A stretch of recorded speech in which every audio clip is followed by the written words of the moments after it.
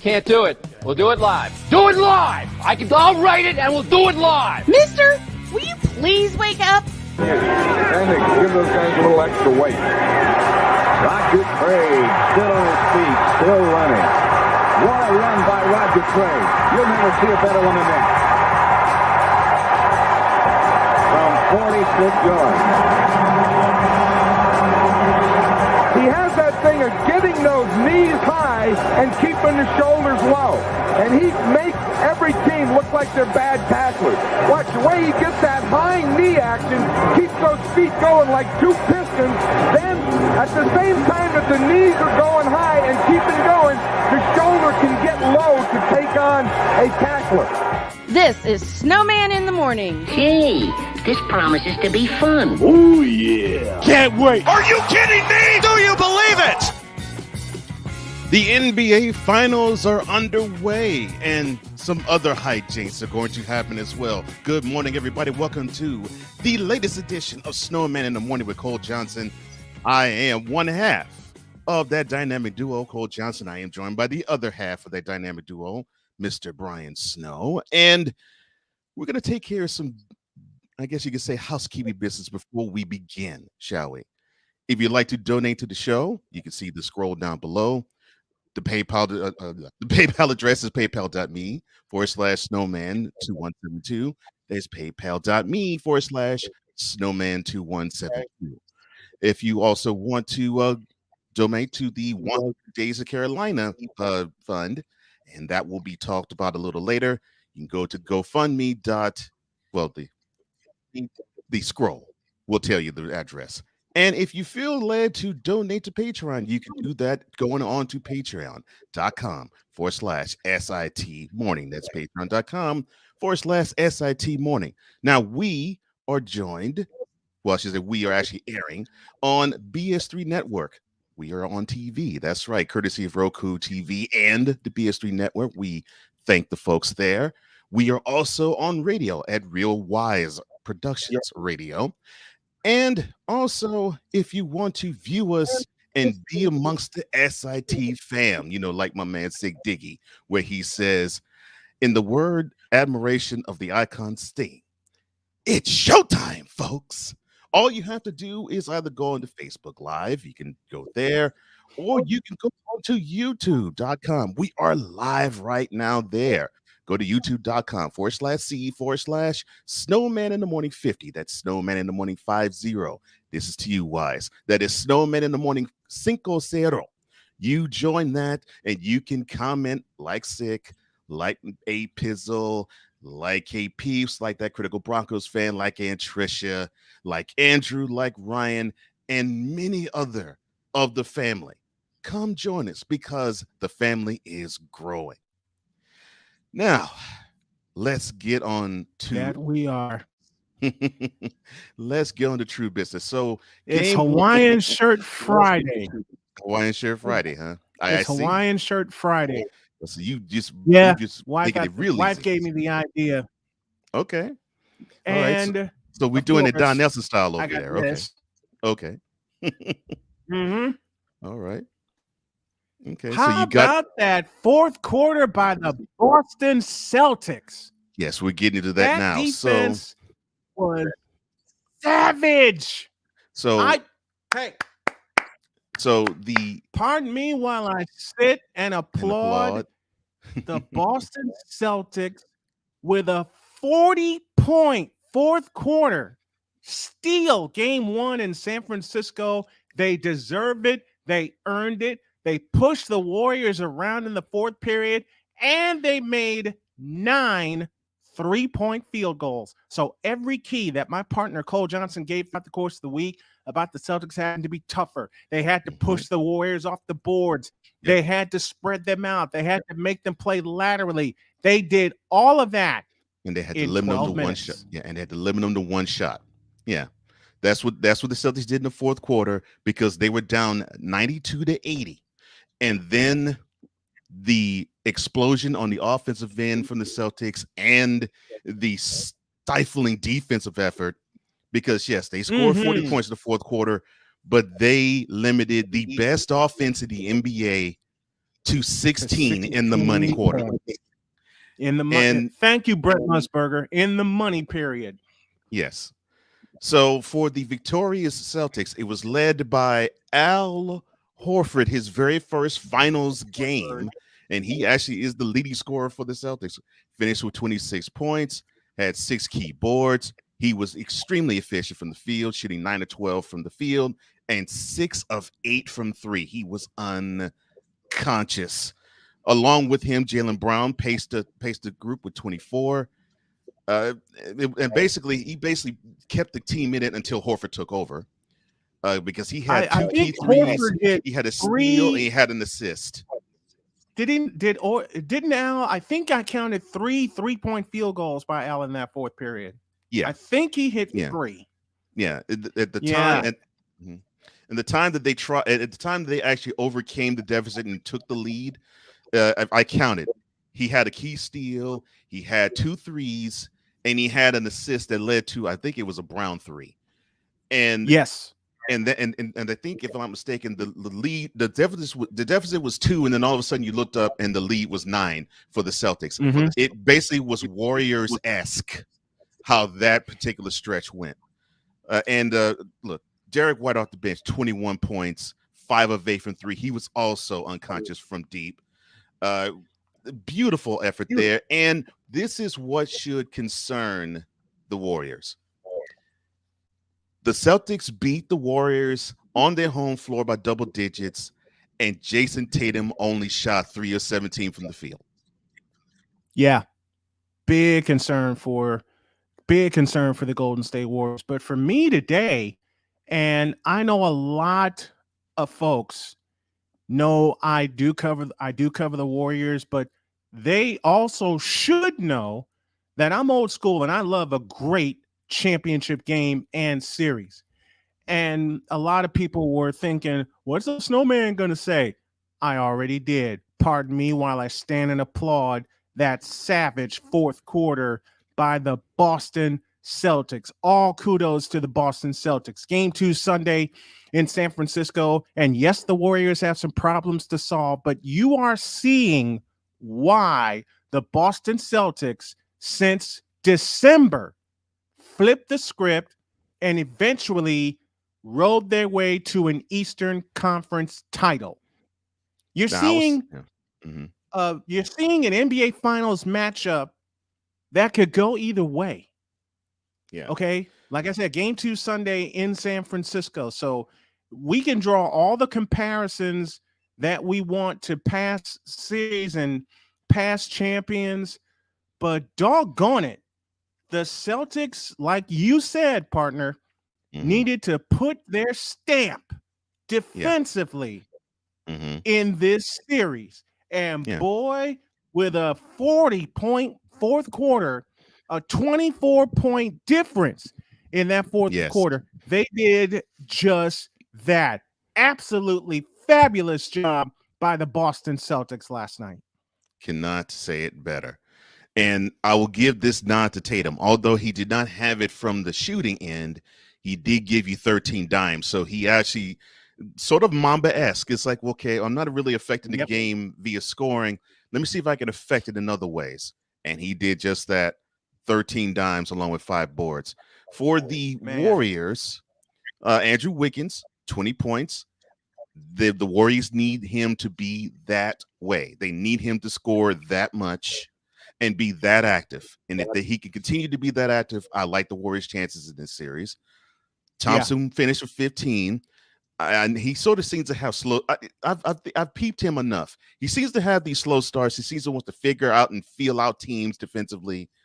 And then around game 4, game 5, he gets comfortable. I've noticed that with him. That seems to be his trend. It's going to be a slow start for Klay Thompson because remember, the last time he played in the finals was 2019. 2019. And Sick Diggy in the chat says, challenge accepted. They're going to be coming into game 2 with a huge chip on their collective shoulder, as they should. But at the same time, you got to remember what happened to you in game 1.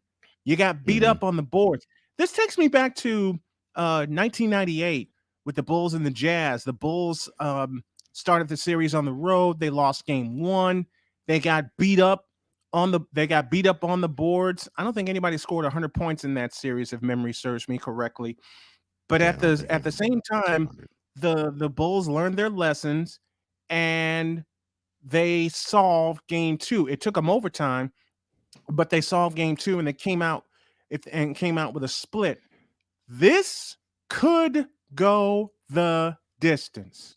Well, this could absolutely go the distance because these young Celtics growing up quick. I will say this. I will say this about this series. The possibility of it going the distance will rely on the Warriors actually having to step up on the defensive end as well. If they could do that, this series will go the distance. And I saw glimpses of it in the third quarter, but it just did not hold. And if it can, I would like their chances better. The ball didn't move for the Warriors in the fourth quarter. That's another issue. That's another issue I have with them. The ball became very, very stagnant, and you saw the Warriors rush a lot of 3-point shots when they didn't need to.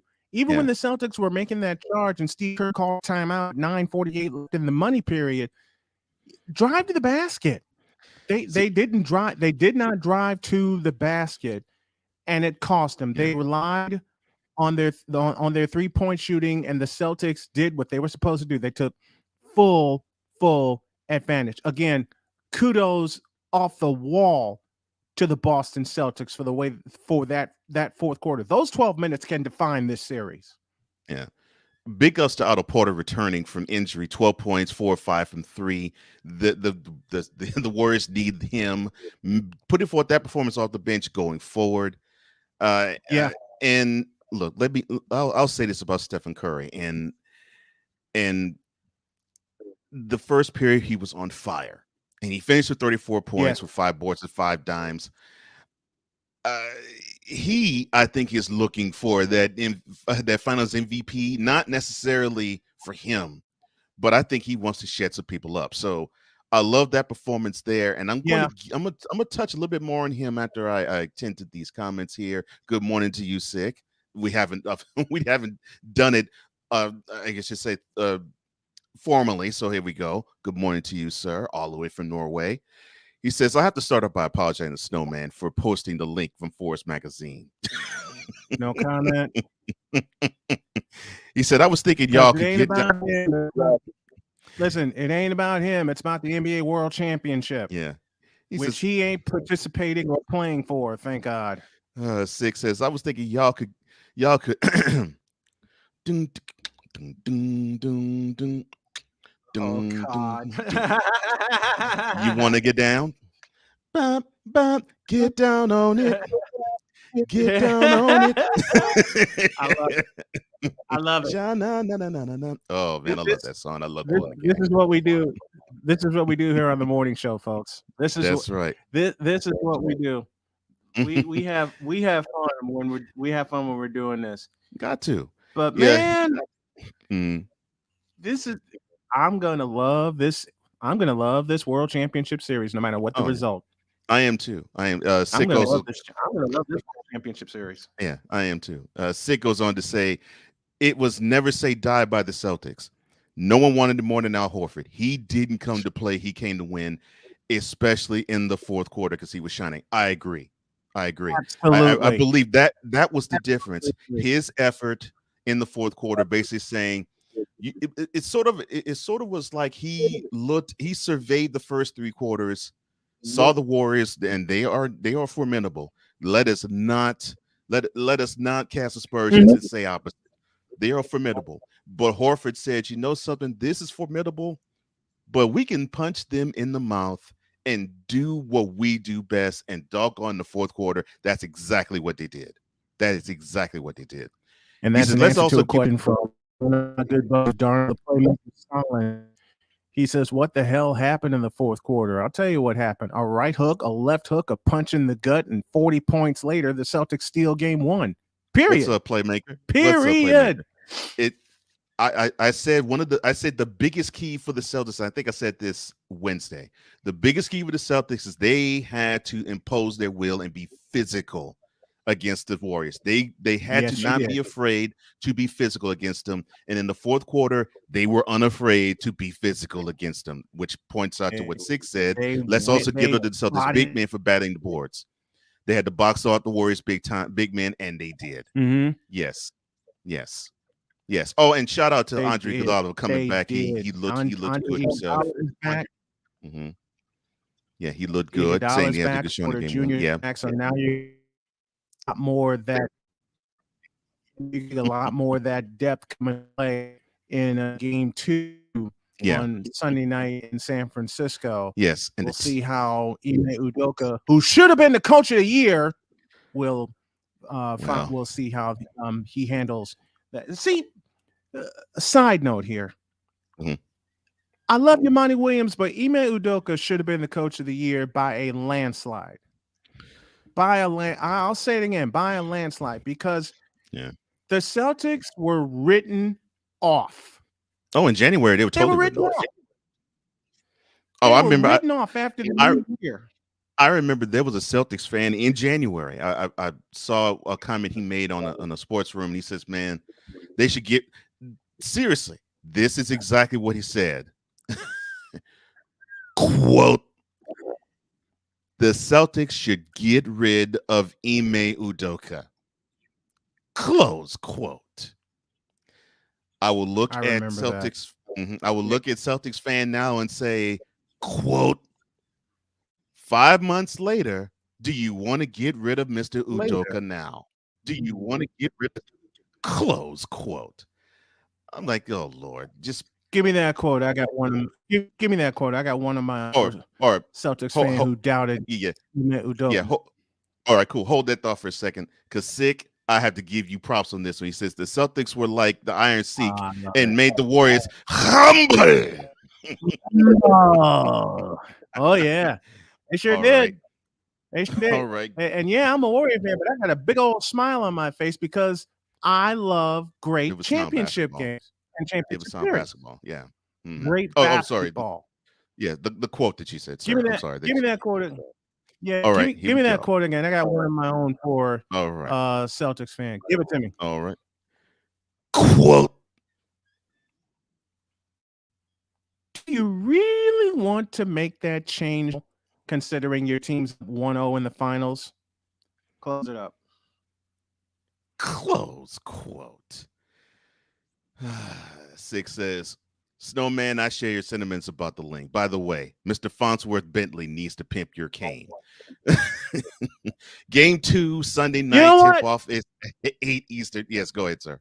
Hey, you can pimp the hell out of this, at least for the time that I'll be using it and my walker when I start my PT next week, because I got my PT scheduled here in the home, and it'll be after we take care of business here on the morning show. Let me shout the folks at Indiana University, Franciscan Health Network up here in Indiana, my in-laws, Sandy Reese and Pete Reese, my daughter Sonia, and of course, my better half, Dr. Jody K.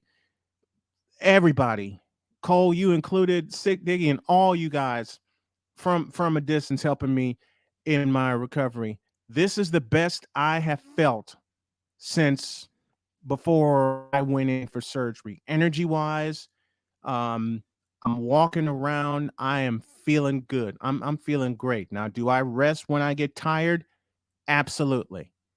I have to, because rest is going to be a big part. Getting a good night's sleep is going to be a big part of this recovery, because I can tell you right now, I've met my my physical therapist, and they're going to kick my ass for the first month. I already know that's coming, but I'm ready for it. I'm ready to dance with my wife for her 50th birthday. I'm ready to dance on our anniversary, and I'm ready to celebrate my 50th birthday. So I'm ready. I'm ready, and we're ready for a break. Let's take a break. We are. And when we come back, Tom Brady pressured? What? What the hell is that all about?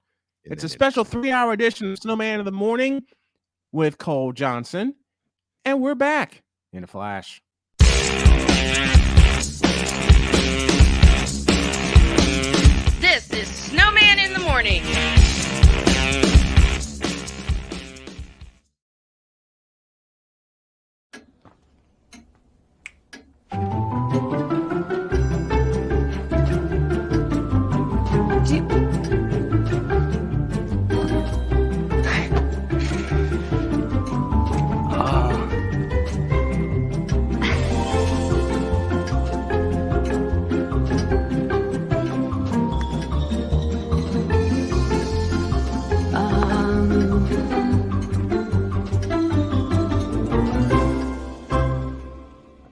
Listen, you're my friend. I noticed you haven't really been yourself recently. Yeah, I feel like something's up. How are you? Are you okay? Is there anything you want to talk about? I just want to know how you're feeling. And listen, even if you don't know what to say, I'm here to talk. No matter what you're going through, I just want you to know I'm here. I've got your back. when you want to talk, I'm here.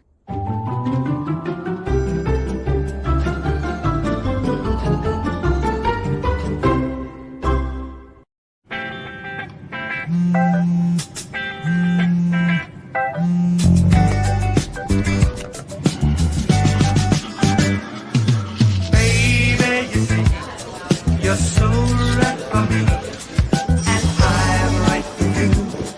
I love the things you do, like sweet tasting wine. Your lips are so divine. Your loving turns me on. My lonely days are gone. That's why I'm never gonna let you go. Never gonna let you go. Babe, I'm never gonna let you go. No, no, never gonna let you go. Baby, never gonna let you go. Never gonna let you go. Babe, I'm never gonna. Here you go. Thank you. Thank you. Never gonna let you go.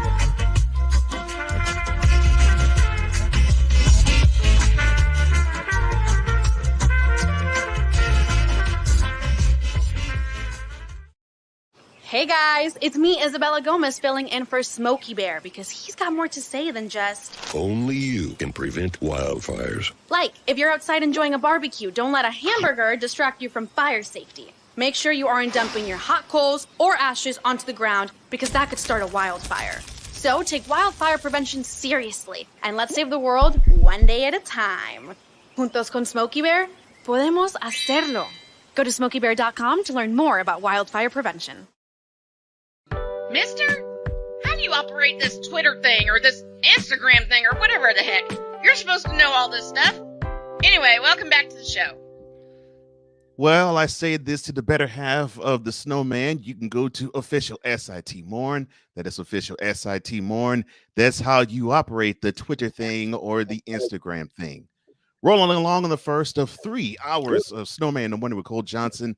I am Cole Johnson. Brian Snow's with me, looking like Don Nelson.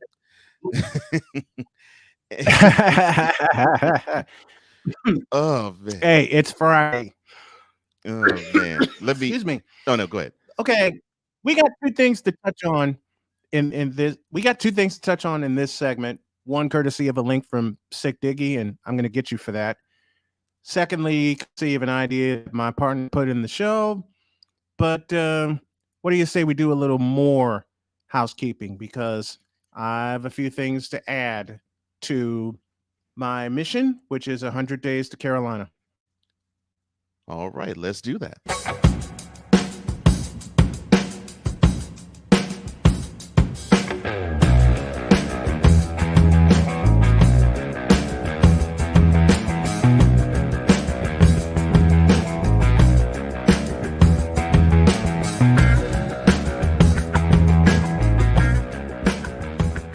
Day 3 of 100 Days of Carolina is underway, and for more details on that, I turn it over to my partner. Thank you. I started this because I got thrown a nasty curveball. I had several organs taken out of me because of my cancer surgery, and then come to find out that yeah, I'm officially classified as disabled, but I can't get any disability benefits. Well, I decided, you know what? That's the last straw. And I got to help my family in some way, shape, form, or fashion. Thus, I created this initiative of 100 Days to Carolina because I want to get us back home. There's opportunity waiting for us, and I want to take a lot of the burden financially off of my wife. So you see the links down below. I'm going to make this short. You see the links down below. That's what I'm going to put on the website, which is official sitmorn.com, as well as on the YouTube page. Any kind of donation that y'all can make to the cause, so we can reach our goal of $60,000, and that's to cover every cost that we can think of. Even some in the past when my health problems began at Duke University. Anything that can be donated to the cause will be very, very helpful. It's to get us back home. It's to get us resituated in a place that we have come to love. And we're going to do it right. And I know my wife is so worried about my health, and I'm taking better care of myself every day. And part of the reason for the cost is to get insurance, not just here, but also down in North Carolina. So we have two places just in case we hit any kind of snag along the way. Want to be sure that everything is covered. So you see the 3 links down below. That's how you can donate to the cause each and every day. And that's 100 Days to Carolina.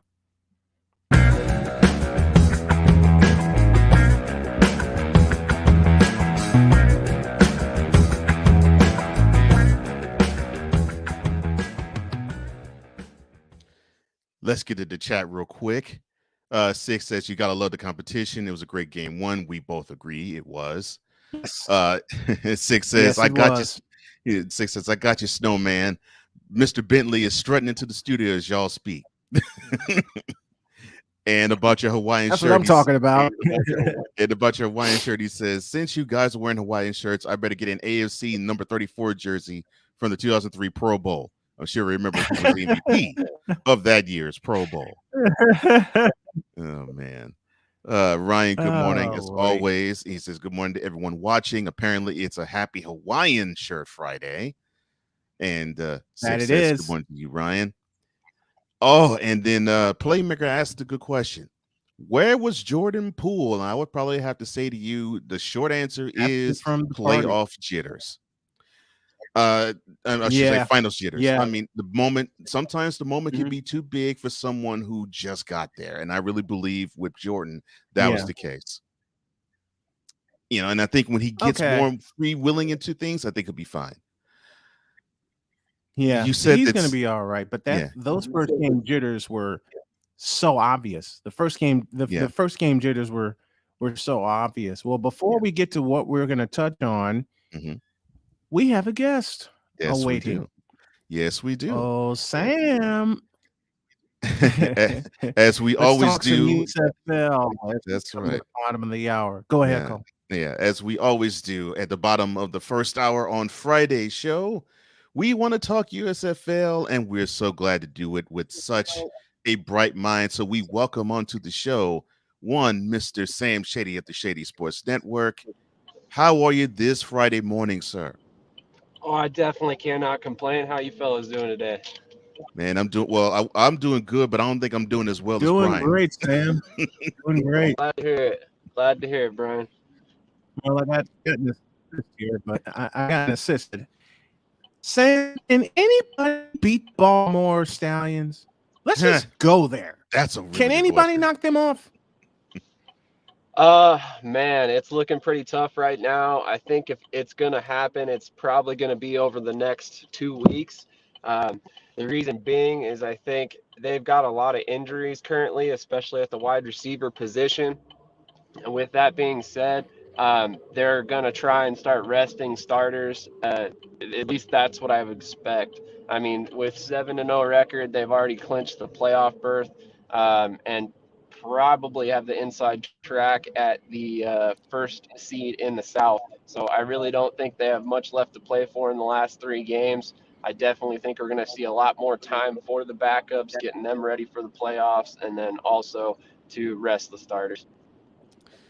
Talk to me about their offensive line play, because I think that to me is what I find interesting about them.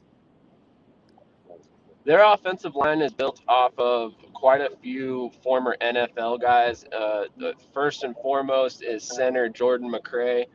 This dude I want to say he played for the XFL, the AAF, and the NFL. He bounced around in the NFL for a while. He played in the IFL, the AFL. He's been around. His brother is actually Justin McRae, a backup offensive lineman on the Houston Texans. But Jordan McRae is he's probably the best offensive lineman in the league, in my personal opinion. And everything starts at the center position for Birmingham. If it weren't for the protection calls being right, I don't think Birmingham runs the ball nearly as well as they would the rest of the season.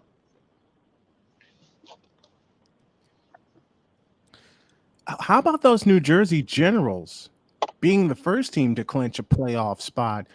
Was much expected out of them at the top of the season? What's the difference from the top of the season for the Generals and now? Well, personally, I had them ranked as my fourth team. So, I mean, really, they've actually they've leaped over my expectations quite handily at that. But with that being said, I think the expectations were they were reasonably high because, I mean, they had a proven quarterback in spring football and Luis Perez as the starter. They had another guy that people knew from Last Chance U, DeAndre Johnson, as the backup. They had some other notable guys like Darius Victor is a name that's been around spring football for a while. Stuff like that. And then you get into the season and they lose their first game.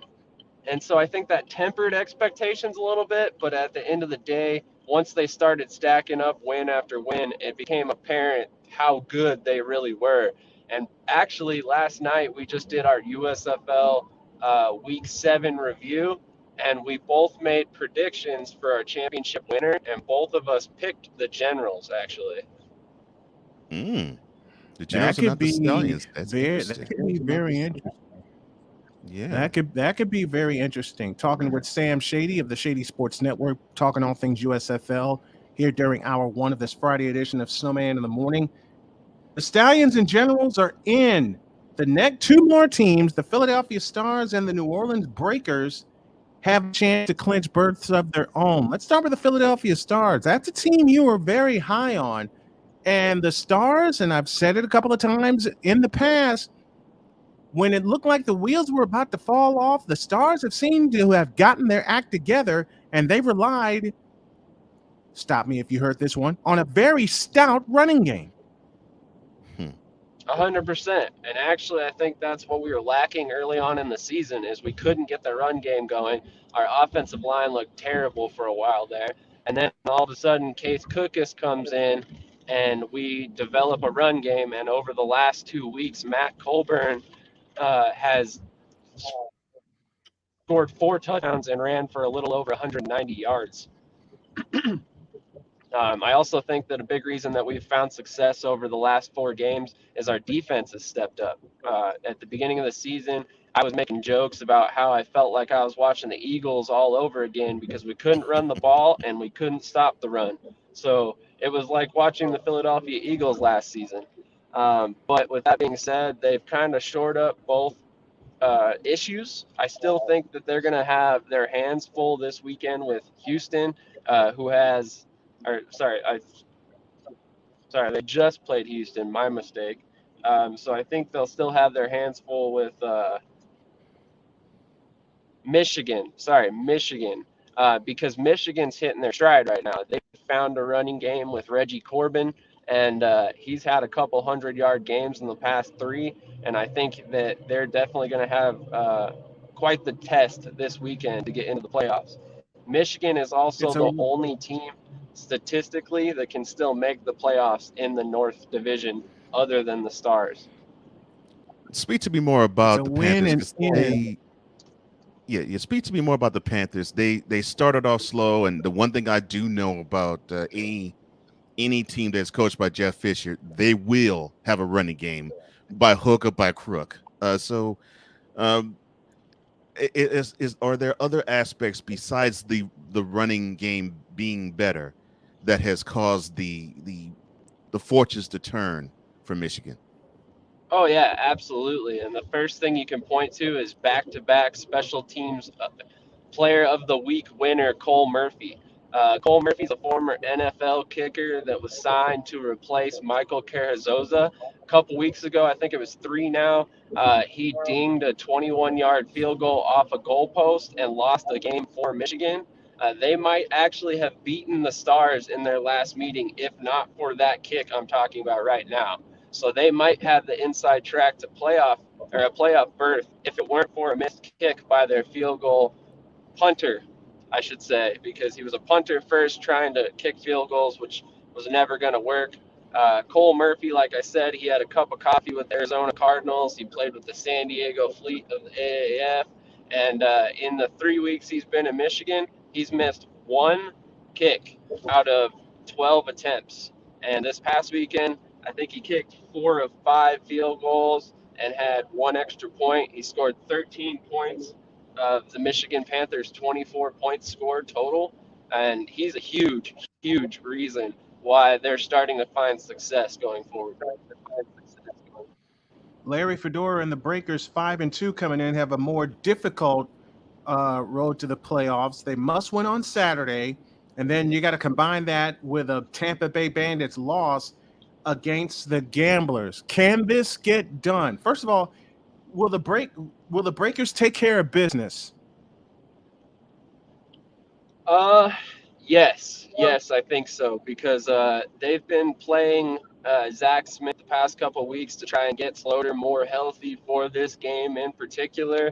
They had this one circled on their schedule because they knew it was going to decide the USFL South, and now with that on the line, I think they're going to give them everything they've got, while the Stallions are on the other side of things. They, like I said, they don't have as much to play for, so I believe that there's going to be a chance that we see them rest starters and rest prominent players, and then we ultimately might see New Orleans have enough to beat them. All right, before we get to our predictions for week number 8, and Cole will lead that. What's the scenario? I believe you've answered this question already, but please remind me, what's the scenario for the Stallions to get that overall number 1 seed in the playoffs in Canton? Well, if they win this week, it's pretty much a foregone conclusion that they have that first seed. There's a couple scenarios where the Breakers could tie them, I think, but ultimately, if they win this week, they've got the tiebreaker.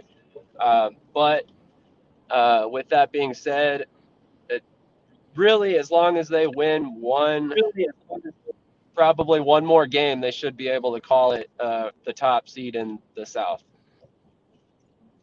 All right, time for Cole to take us through our USFL predictions for week number 8. Mr. Johnson, the floor is yours.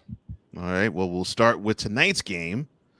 Sounds strange that you have a Friday night game, but they've had this all throughout the USFL season this year. Yep. The Generals and the Maulers. The Maulers broke through. The Generals are 6-1. Do you think the Generals will maul the Maulers, Sam? Yes, I do. I really think this is going to be a lopsided game. The Generals know that they still need probably one more win to lock up the first seed in the North. So this is going to be a crucial game for them still. I do think that DeAndre Johnson sits and does not play once again.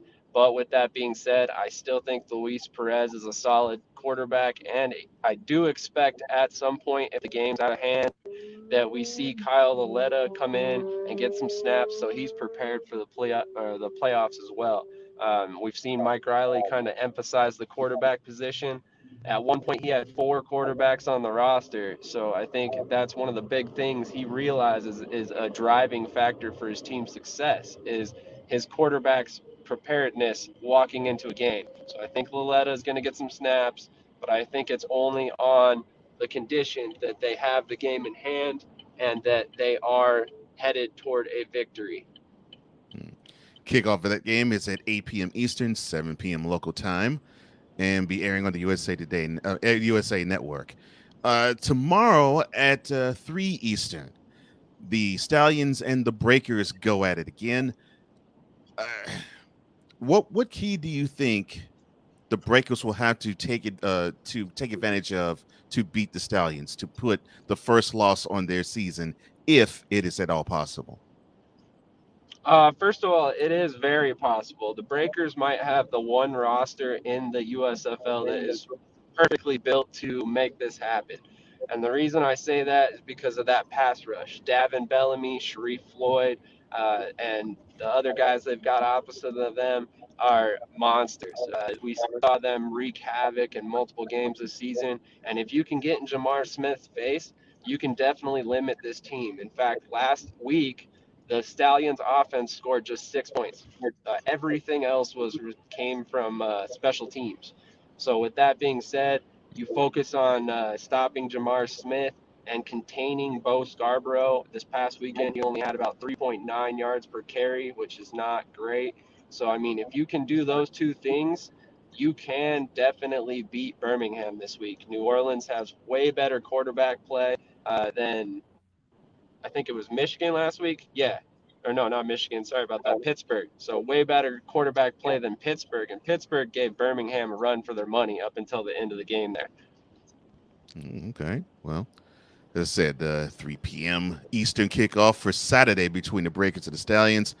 The early kickoff on Sunday, noon Eastern, 11 local time, the Panthers and the Stars. Will we see this game come down to a 21-yard field goal again? Or do you think the Stars will actually have a tougher time against the Panthers than the time before?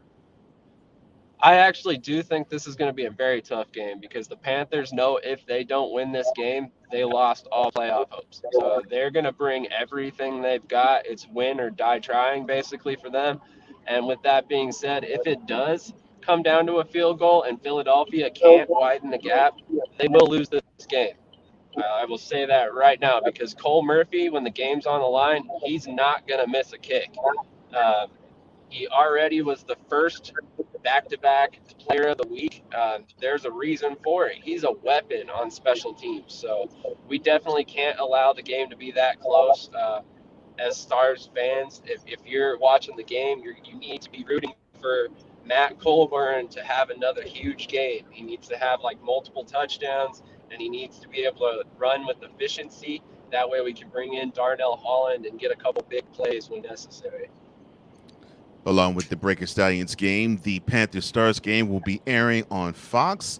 And then the later kickoff, 4 p.m. Eastern, 3 p.m. local, it'll be the Gamblers taking on the Bandits. Now, the last I remember, I think they played to they played to the final the final whistle. Will we see a competitive game like that again, or do you think the Bandits have what it takes to separate themselves in this game from the Gamblers? I think this is going to be another tough game. The Houston Gamblers, they're one of the best teams in the league talent-wise. They just haven't gotten it together. But they finally made a change at quarterback. So Clayton Thorson is on the injured list. He will not be playing this week.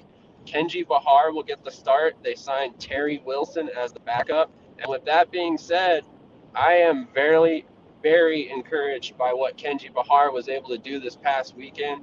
Meanwhile, the Bandits are going the opposite way. They cannot seem to get a run game going. Their entire offense relies on Jordan Teamu, and due to that, I think Houston might get their second win this weekend. I think they're going to rely on Mark Thompson and Kenji Bahar running the ball, and they're going to play good defense like they have all season long, and Tampa Bay is just not going to have enough to ultimately pull out the victory in this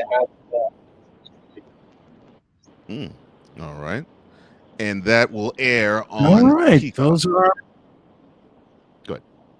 And those are our predictions for week number 8. And thank you to Sam Shady for joining us on the line today to talk all things USFL. Fabulous job as always, Sam. Thank you, sir. I appreciate that. And before you go, where can people find you? As always, we're on YouTube, Twitch, Spotify, and Apple Podcasts. All your support is greatly appreciated, so definitely go check out all those. Give us a like, give us a follow. It definitely means a lot. Helps us push out to other viewers, etc., etc. So, as always, I appreciate coming on with you guys. Thanks for having me every week. It's been super fun, recapping the USFL season with you guys every week, and I look forward to Fridays, like I tell you every week, because it's fun to start off the morning talking to you guys. Well, we enjoy talking with you too. That's Sam Shady of the Shady Sports Network. We appreciate you. Thank you, sir. Absolutely. Have a good afternoon, fellas. You too. Again, that is Sam Shady of the Shady Sports Network. We'll do a quick reset. And Tom Brady feeling pressure? Actually, let's make it a full break. Let's make it a full break. Let's make it a full break. And then we'll come back with a reset. I got to step away for a moment. So we'll take a full break. All right. And when we come back, Tom Brady pressured to come back? I ain't buying it. I'm not either.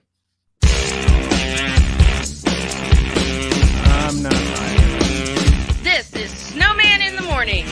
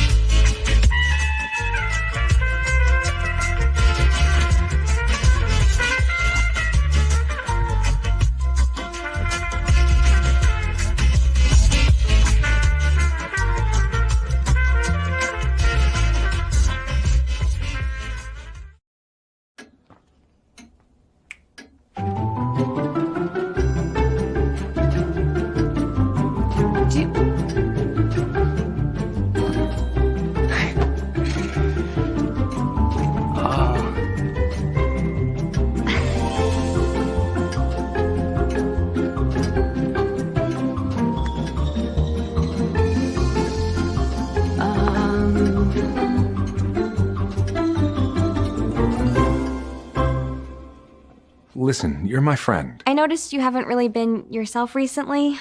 Yeah, I feel like something's up. How are you? Are you okay? Is there anything you want to talk about? I just want to know how you're feeling. And listen, even if you don't know what to say, I'm here to talk. No matter what you're going through, I just want you to know I'm here. I've got your back. when you want to talk, I'm here.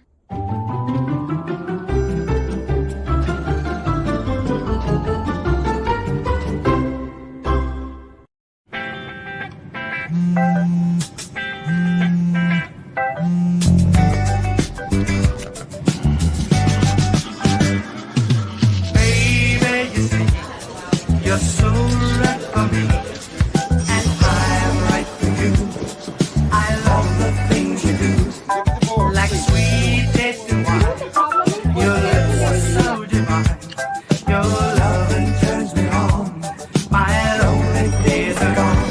That's why I'm never gonna let you go. Never gonna let you go, babe. I'm never gonna let you go. No, no, never gonna let you go.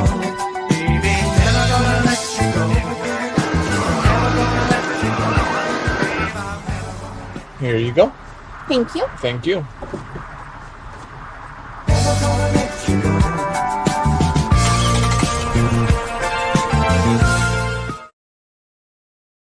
Hey guys, it's me, Isabella Gomez, filling in for Smokey Bear because he's got more to say than just... Only you can prevent wildfires. Like, if you're outside enjoying a barbecue, don't let a hamburger distract you from fire safety. Make sure you aren't dumping your hot coals or ashes onto the ground because that could start a wildfire.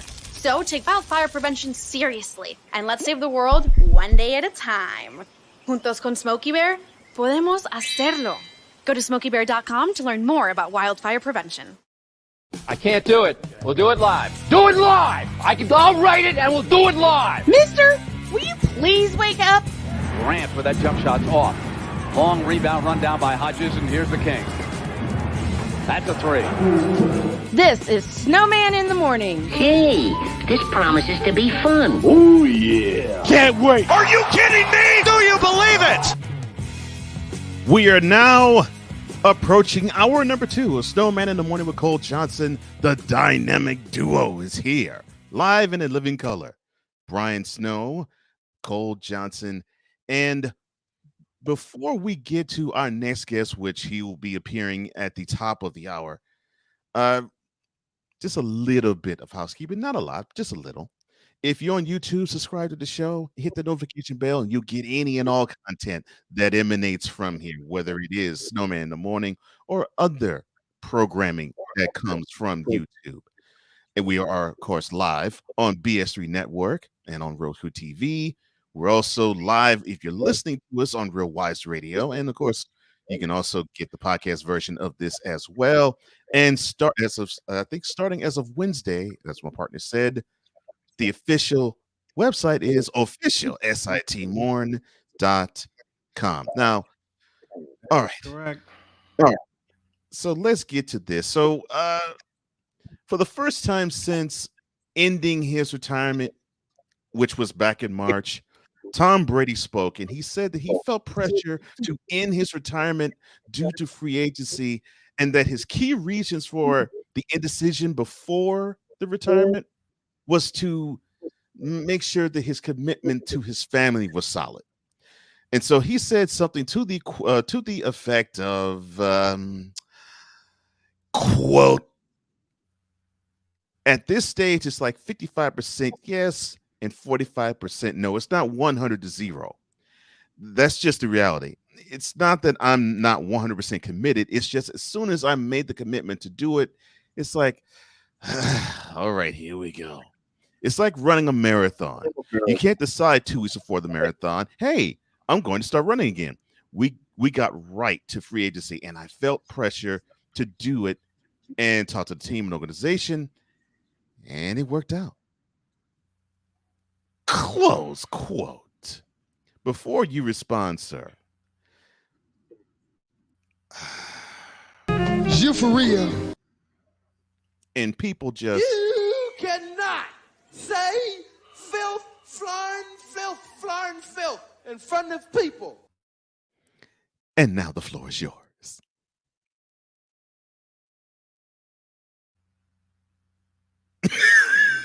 Tom, you should have stayed retired. Oh, he should have stayed retired. You should have stayed retired. Because I'm going to say something that's going to piss off a lot of Tom Brady fans, and I don't care. He ain't committed to this season. I don't care what numbers he puts up, how many touchdowns he throws. Look at the tail end of last year. Did he look committed? Especially in that playoff game against the Rams where he somehow miraculously brought them back from a deficit and on the verge of overtime. Mm-hmm. But he's not himself. Football-wise. Listen to me carefully. True, I agree. Yes. He's not himself. But Brady will say, come on. He's gone to 10 Super Bowls. Like flying right now. Oh, Lord. I mean, they would say, Brady, he's the greatest football player ever. I mean, this is what Bradyites will say.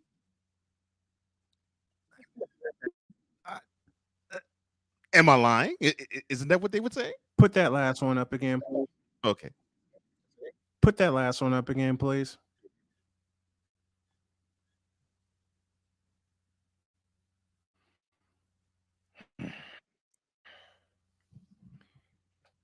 I respond to that with the following question. Mhm. Who told that lie? That lie. In other words, what my partner is saying is, Bradyites, stop the cap. You know, good and doggone well. Tom Brady is not the greatest football Please. player it's ever put on cleats and in a helmet and pads. Not even close. If we're talking about a guy who ran a 6-second 40 ever, but he's the greatest he's football definitely player not ever. the greatest quarterback ever. Player. No, yes, exactly. Hey, my buddy Dave Gorin, watching from home in North Carolina. Dave Gorin, I love you dearly, and thanks for tuning in. I'm going to see if I can get him back on the show in the next couple of weeks. Gotta Thank love you, how Sick. I Cole Sports appreciate sets things up. Better believe it. That's why he's my partner. That's why he's part of the dynamic duo. Let us know where you are listening and or watching from, as we are now within hour 2 of Snowman in the Morning with Cole Johnson. And I had a question posed to me, partner, and this is where I throw all kinds of kudos at my partner. Someone asked me, why did you put the addition onto your title? Well, it's pretty simple. Cole Johnson's my partner, period. And I've seen radio shows, and the example I will borrow from is the Mike Valenti show in Detroit, of which I'm a big, big fan. First of all, it was a quick history lesson. First of all, it was Valenti and Foster for 13 years before Terry Foster retired due to his health. And it was just the Valenti show for a long time. And now Rico Beard joins Mike Valenti every day. So you have the addition, the Valenti show with Rico. That's why I put Cole Johnson in the title, because I knew Cole was the right choice. I have to say this. I think I knew it for 2 years that Cole is the right choice to be my partner on the show. Everything just had to settle. We're still working out some things, doing interviews and such where we don't like step on each other's toes. And the first time I had Cole on the air with me, he apologized. He said, "I'm so sorry for stepping on your toes." And I'm like, "Dude, we're doing a sports show. It's nothing." It's like Al Michaels teaming up with the late great John Madden, and the folks at ABC asked them, "Do you need to do a practice game?" And Al Michaels said, "Nope, nope. We feel like we've been doing this for 50 years." That is how I feel about my partner Cole Johnson. When I first caught Cole Sports on the Daily in 2018, after DeMarcus Cousins trumped the Lakers. Oh man. All I had to hear was quote, "Email NBA fan." Subject of email. Free. I was convinced then that he would be my partner. I didn't know it would take 3.5 years for it to happen. But as soon as I heard that line, I said, okay, he has to be more than a guest on the program. And I made the formal offer and I said, let's kick ass. And he said, let's go for it. So here we are. That's why the change in title. And it especially came in handy when I had to have my cancer surgery. And there will be days that I will miss the show because of doctor's appointments coming up. In fact, I think Wednesday of next week, I will be out because of a couple of morning appointments that my wife is going to drive me to. But I mean this from the heart, and to all the folks watching on BS3 TV, on Roku, listening on Real Wise Radio, as well as the SDM Sports Network, from the heart, I could not have chosen a better running mate to help do this show, especially on days where I have to be absent due to my health. I love you. I thank you for taking the chair. I thank you for taking the EP duties off of me while I work on the website and I work on recovering from my cancer surgery. And before I start crying full of sentiment, let's bring Ben on, please. Yes. Let's have some more fun. Let's bring Ben on. I was going to say the feeling is mutual. And speaking of BS3, we will be joined in about, I'll say 10 seconds by the owner, the manipulator, and the orchestrator of BS3 Sports, the BS3 Network, and basically a guy who's in charge of many other pieces of content that you see out there. Our personal friend, Ben Sudderth III. Good morning. Hey, good morning. Good morning. Glad to be on. Hey, good to see you guys. Well, it's good to be seen, and it's good to see you, my man. All right, so we now are roughly a week removed from the Mavericks being eliminated from the playoffs. How did the Metroplex receive the Mavericks going the furthest they have gone since they won the championship back in 2011?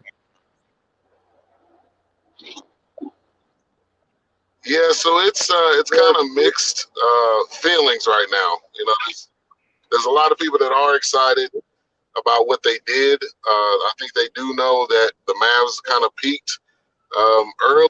Wasn't expecting this for probably a couple of years. So there's a mixture. Now the focus is on what are we going to do this summer? Who are we be able to bring over? Who are we able to have to Luka?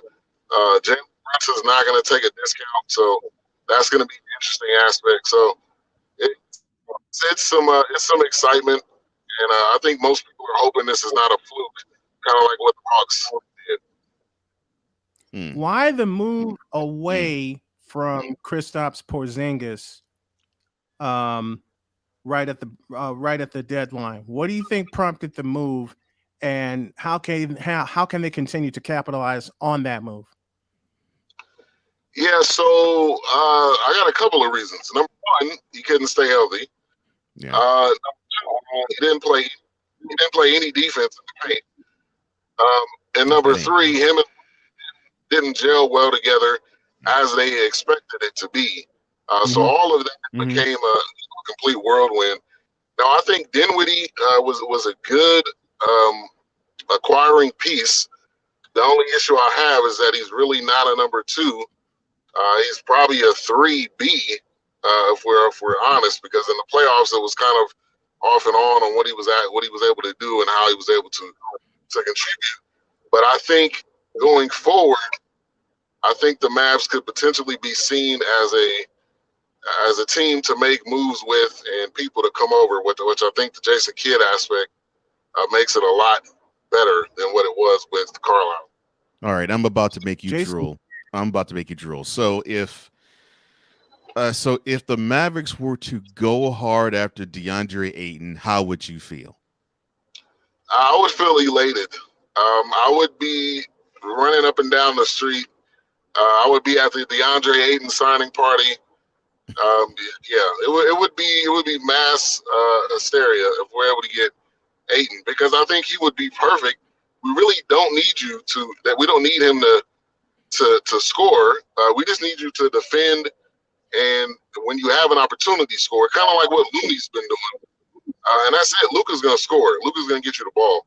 And I think his ability is just really out of this world. So, yeah, I would be ecstatic if that would be able to happen. So what would it take for the Mavericks to get DeAndre Ayton? Really, it's just the money. I mean, because he's going to be a free agent, and he's not. I think it's just the pitch. Again, it goes to the pitch. It goes to how are they going to deliver the pitch? Is he even interested? Because he may want to go to a bigger market. So I think it's going to take a ton of money, and it's going to take a pitch with probably Dirk included, with Jason Kidd included, obviously Luka included. So they're going to have to be really good salesmen, and they're going to have the money. Talking Dallas Mavericks with Ben Sudderth, the man in charge of the BS3 network, where you can see us every day. We spoke about Porzingis. We spoke about DeAndre Ayton. Spencer Dinwiddie, like you said, is a 3 at best option on this roster. But how big of a key is he going to be going into next season? And to back that question up, will he stay with them the entire season next year? I think he will. I think he will stay the next season, and I think he's going to be a very integral part in that. And I say that because who knows what's going to happen with Brunson. I know they want to keep Brunson, but Brunson and his dad have both said, I'm not taking a discount. You had an opportunity to sign me and you didn't. And his dad just got hired by the Knicks, I was reading. So he's going to be very important. And I think to have a full season, a full training camp, and all of that, I think will be good with Dinwiddie. But yeah, he'll be important. He'll be an important piece for sure. Jalen Brunson, a big piece for the big piece for the Dallas Mavericks. I had a chance to see Jalen grow up and play at Stevenson High School outside Chicago, and of course at Villanova. How is it that Brunson has quickly developed into that number 2 spot behind Luka, and how big is it for the Mavericks to keep him in that rotation coming into next season? And can they?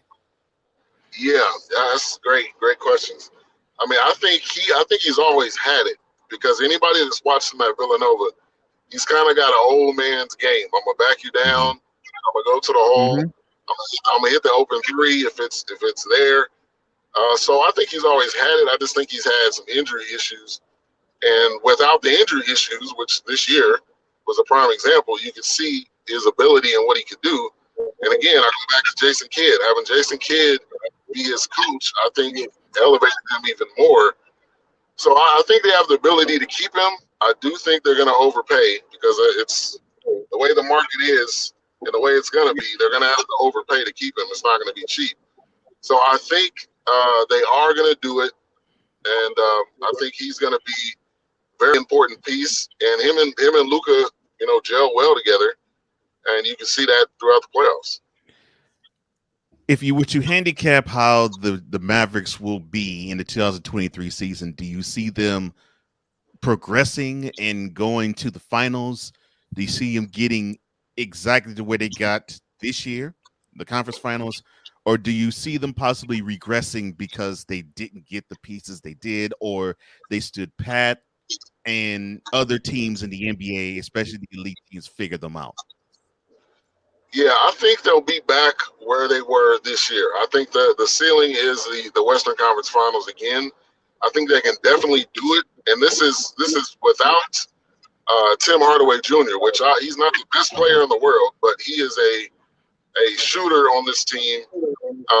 He was an integral piece throughout the year before last, in their run. So I think they'll be back to where they were. I think they can go back to the Western Conference Finals. The Lakers aren't going to be there. I don't think the Clippers are going to be there either. So it's going to, I think Denver may be in the mix, but I think they can end up back where they were this year. Ben Sudderth joining us here, talking all things Mavericks. Check out the BS3 network, where you can see this and many other terrific shows on Roku.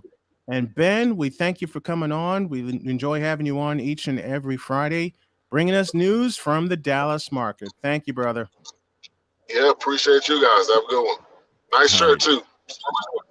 Thank you. Appreciate it. Thank you. Ben Sudderth joining us here on the program. Let's stay with the NBA for a little bit, Cole. And he mentioned the Clippers. I'm about to spit out a sentence that is not going to sit well in Tinseltown. The Clippers are finished.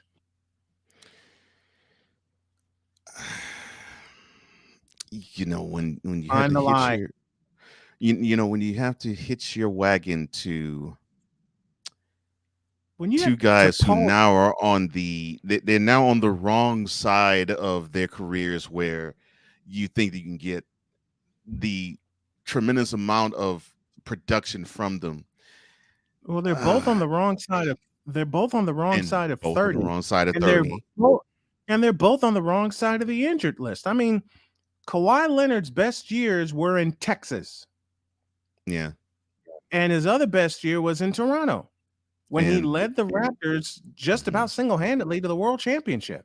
yeah, And they had to monitor him, and I won't say baby him, but they had to, to make sure that babied he him. Say it real. They babied him. Yeah, they had to baby him. They had to baby him in the regular season to get to the playoffs for him to be healthy enough to give them what he gave them. And which is why load it management may have pisses come me at a off. huge price for him. Which is why load management pisses me off. I mean, I've said this before several times on the program, and I've said it to you off the air. If you're scheduled to play 82 games, unless you have an injury that just will not allow you to be on the floor, you're scheduled to play. I mean, the Phoenix Suns had a sign in their locker room. There's a game scheduled. We have to play it. We might as well win it. And these players today, with some of the, all right, Jay Spivey, you've inspired me, with some of the most ridiculous injuries that they can have. I mean, totally ridiculous. We didn't see Kawhi Leonard all year, and we still don't know why. Well, I love you, Kawhi, but your best years were with Greg Popovich mentoring you. Your best years were in the Alamo. Yeah. And if people don't like how I'm putting, matter of fact, give me a Snowman's take. Let me just go ahead and do this. Give me a Snowman's take, man. Before that, brother. Unlike Kawhi Leonard, another guy who's been injured or not been seen on the court for a year, he's been missing. We need to find him. And if so, if you've located him, report him to Snowman in the Morning with Cole Johnson. We have not seen him on the court for a full year and won't see him for another 4 months. So we want to direct him to where he needs to go. And with that comes this.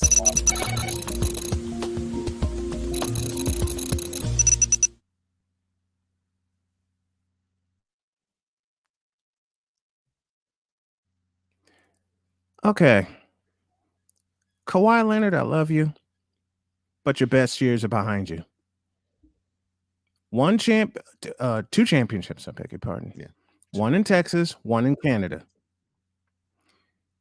You haven't done a doggone thing since. In fact, we haven't seen you. We're almost to the point where we're gonna put you on a milk carton. Why did you hitch your wagon to the Clippers? Well, first of all, I'm glad you didn't hitch your wagon to the Lakers, because that would have been absolutely disastrous. It would have been hell. And I understand that. I absolutely understand that. But to the Clippers, you got used and abused. And you're still in the process of getting used and abused in Los Angeles.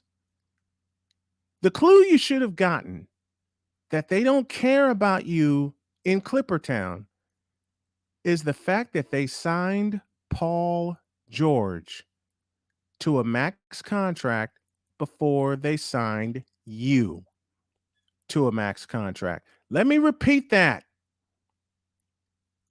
They signed Paul George to a max contract before they signed you. And you, Kawhi Leonard, were supposedly the prized free agent that they needed to get them over the top and into the finals. Yeah. How's that working out for you? Not working out very well, is it? Oops. If I were you, Kawhi, I'd have stayed in Toronto. I mean, Nick Nurse had you on a great program. You were getting healthy. You were getting stronger. And you were playing a full season. LeBron, pay attention. But doggone it.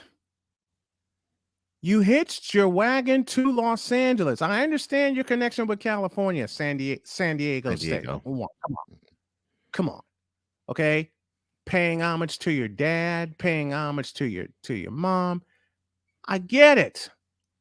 I pay homage to Chicago every chance I get, but I also know where I want to be. I absolutely know where I want to be. You should have stayed either in Canada or you should have stayed in Texas. My thought is you should have stayed in Texas because you had a growing dynasty there. Tim Duncan was about to retire after 19 seasons, and I met the big man from Wake Forest on a recent trip. Thank you, Bill Schoenig. But it just seemed right that you would stay in Texas. I didn't even applaud the move to Toronto, even though you did win a world championship there. Kudos for that. But some moves just don't seem right. That's one of them.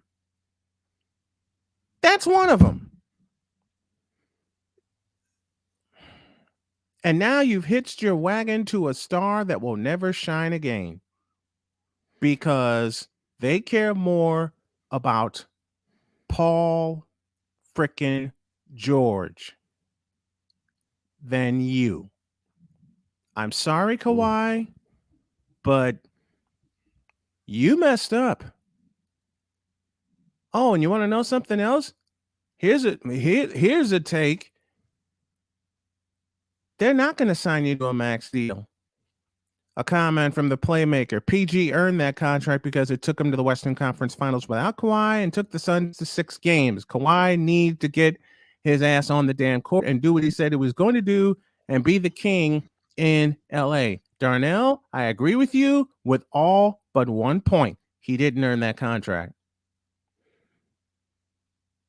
Because with everything that was going on, they verbally hitched their wagon to Kawhi Leonard.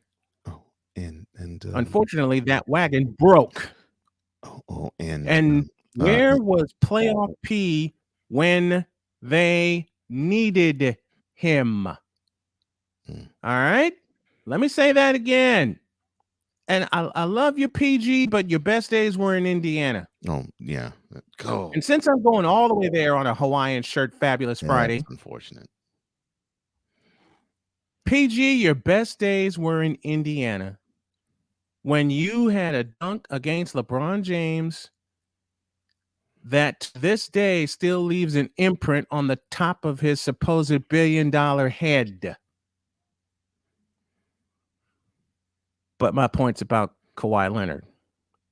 Kawhi, get healthy and play. I love seeing you play. And do this for me as well. Play a full 82 games. Okay? One series does not earn you a max contract. Oh. I'm sorry, Paul George. I'm sorry, Kawhi Leonard, but one series does not earn you a max contract. For if that were the case, he'd have stayed in Indianapolis. Oh, period. And for the King of LA thing, well, the other person is making Kawhi the King of LA by default. I'm sorry, I did that. Yeah, by default. That's Snowman's take. What's yours?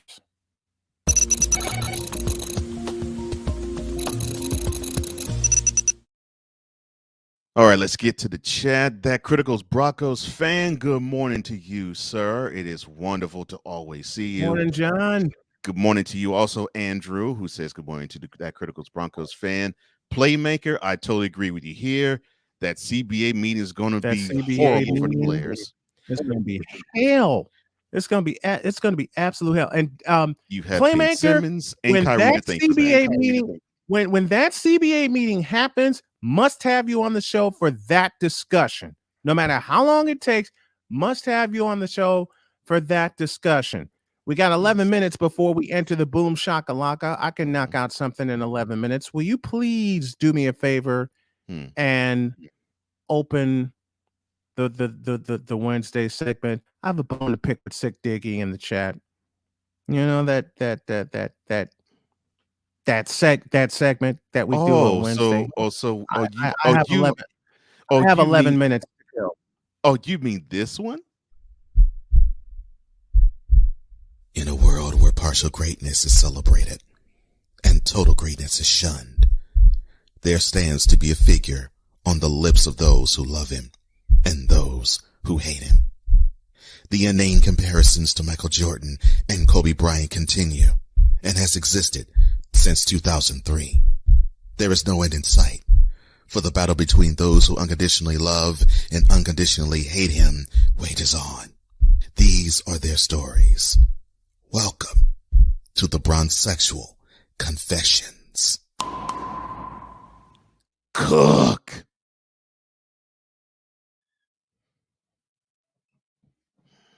So, Sick Diggy decided to post something on the Snowman in the Morning Facebook page.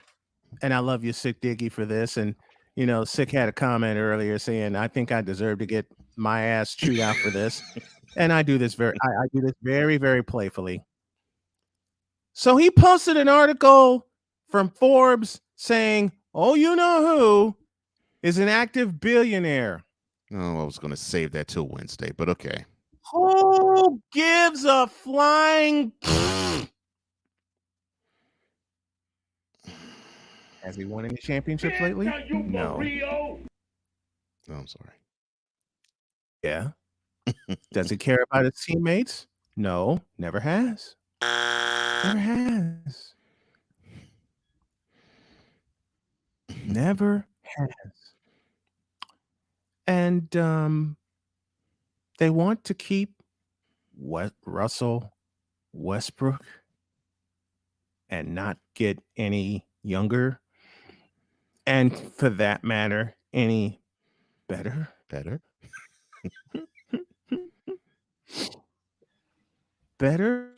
What the hell is that?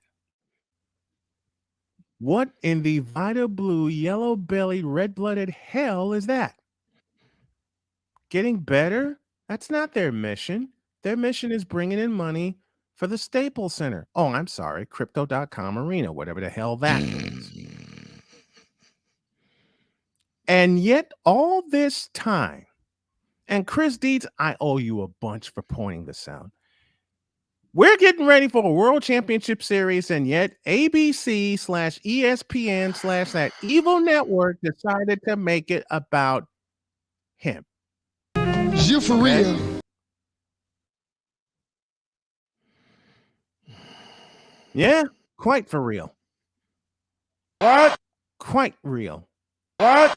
They decided to make it about him. What? Why? They decided to make it about Yo Kang. What? They decided to make it about this guy.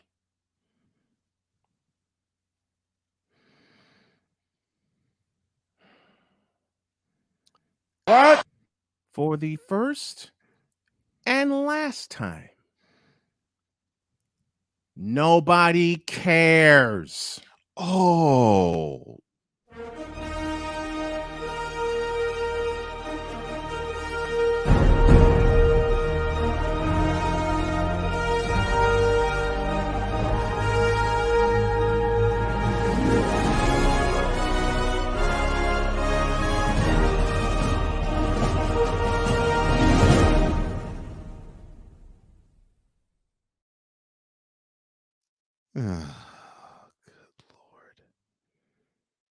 Going to utter a couple of other statements that go like this.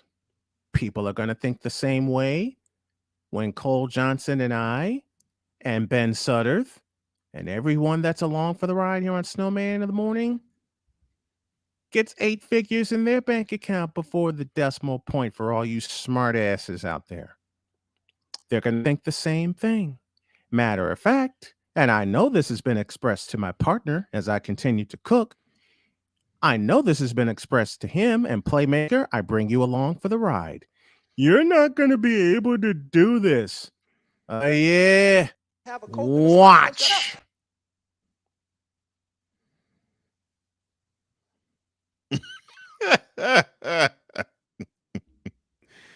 Oh my. I may, and why am I putting all this in Bronze Sessions? Because I'm sick and tired of people talking about him and the money that he's earned. He did earn it. I will give you that. He did earn it. He did earn it. But LeBron's chasing a ghost that fashioned, made, and sexified the number 23. And Bron, it ain't you. I made Cole a promise. I made Dr. K a promise. I'm making Darnell a promise. I'm making everyone a promise that hops along for the ride. You will not be disappointed with this program, with the networks that it's on, with the networks that carry this. And put this out, please. Cole was right. They always find a way to bring him and the Lakers into the conversation, and they didn't even make the postseason. That is so true. And that's exactly why I'm doing this Friday version of the Bronze Sexual Confessions, because for some reason, the sentiment is about him and not about the Boston Celtics and the Golden State Warriors and the teams that they have built to get to the World Championship Series. Someone expressed a phrase to me: legacy built versus legacy bought. They expressed this in 2013 when the Spurs and the Heat played in the finals. I call that series the finals. All right? Legacy built. You draft your players, you bring in key free agents, and the person in charge, i.e. the coach, Eric Spoelstra, Greg Popovich, Phil Jackson, Casey Jones, Pat Riley, Steve Kerr, Jason Kidd, make it work. Look at the two teams that are in the finals right now. The Celtics and the Warriors. Warriors are there for the first time in 2 years. Celtics there for the first time in 10 years. And we had a hell of a game last night. Legacy bought. You can put the Rams in that category. You can put the Tampa Bay Buccaneers in that category. You can put the Los Angeles Clippers and the Los Angeles Lakers in that category, especially when you're dealing with him. That's legacy bought. You want a current example of legacy built? Yeah, or the Dodgers. Or the Los Angeles Dodgers. Thank you, John. You want a current example of legacy built? Pay attention to the remainder of this World Championship Series, whether it's a blowout or it's a thriller. Pay attention to this World Championship Series. Well, Darnell says, well, LA is just a bought town. Yeah, we know that, Roger. And yeah, we know that. And I'm going to take a very playful shot at Darnell because Roger Craig ran through him in 1988. And that was at old Anaheim Stadium. I had to pick on Darnell because his Rams are Super Bowl champions. Kudos, and more kudos. He's a big time Rams fan, and I love having him on. I love having him on the program. I love having him on. But back to the issue at hand, or mouth, concerning these bronze sexuals. And to the main, change that word, to the lamestream media, do us a favor, will you please? Quit bringing him into the conversation when he didn't even get his team into the play-in tournament. Will you please? Oh, good Lord. Good. Greg and Miggets. I'm trying very hard not to cuss. I'm trying very, very hard not to cuss. And I think my partner will know the clip that I want to use to close this out. Mm-hmm. Is LeBron James... Go ahead. Will LeBron James and the Lakers ever ever make the playoffs again? Bishop Bullwinkle, please answer my question. Hell no, to the no, no, no. Hell to the no, hell to the no, to the no, no, no. Listen. I forever love you for that, sir. In a world where logic and sense flies completely out the window, while purple and yellow glasses are donned, rises a figure who encourages ridiculous, undying loyalty. He changed lives. Good Lord, I'm about to throw up. This has been yet another installment of The Bronzexual Confessions. And now, don't soil this program by putting crap on it. Joe Buck, I cannot take him. I just no dice. I'm glad Carlos Boozer finally took the kiwi off his face. It should be on your shoes, not your face. It's kiwi shoe polish, for God's sake. LeBron should come clean about his age. I wish, baby Jesus, that I had alcohol in this container, because I need some after watching Screaming A. Smith. Baby Jesus? Really? 6 pounds, 7 ounces. Go tell 5 of your friends and 8 of your enemies that Chris Bates will be in the air.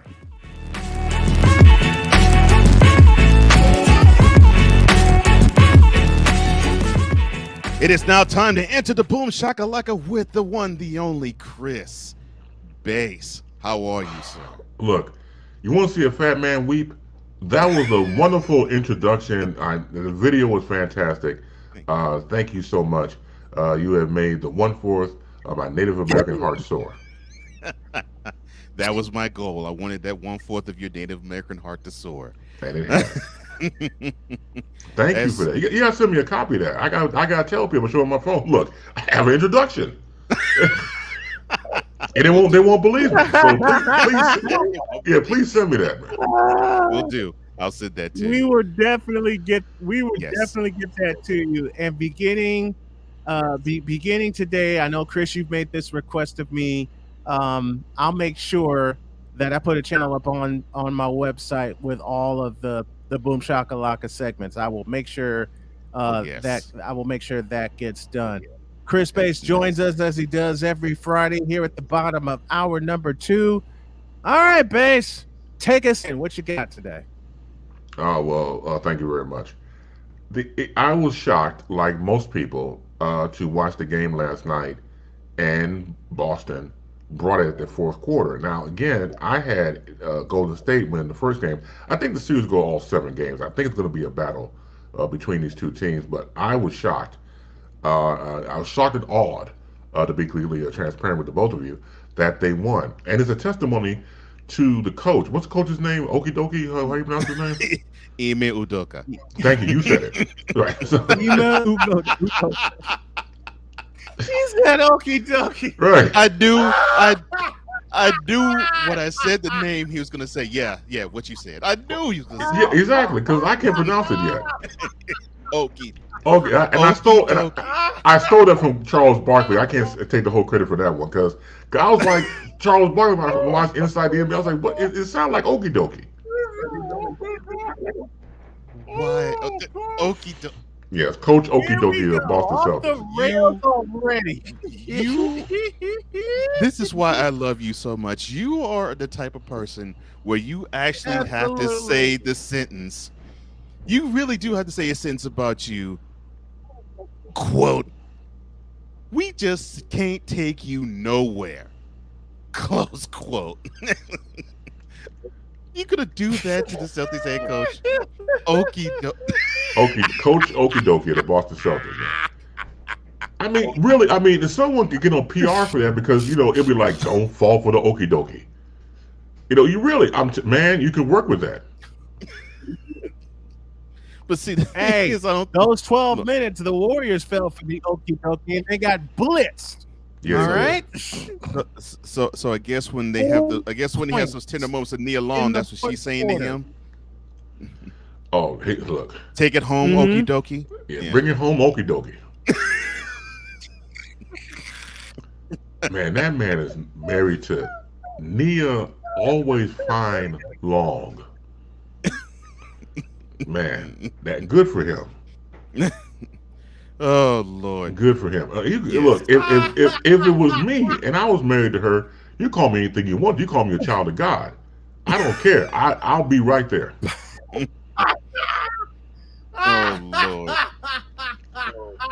Playmaker says, I'm not that the Celtics won, but 40 to 64 quarter, 40 points. Yes, I agree. Yeah. Go ahead. Bryce, he said. Yeah, go ahead. Yes, Brian. 40 points in the fourth quarter.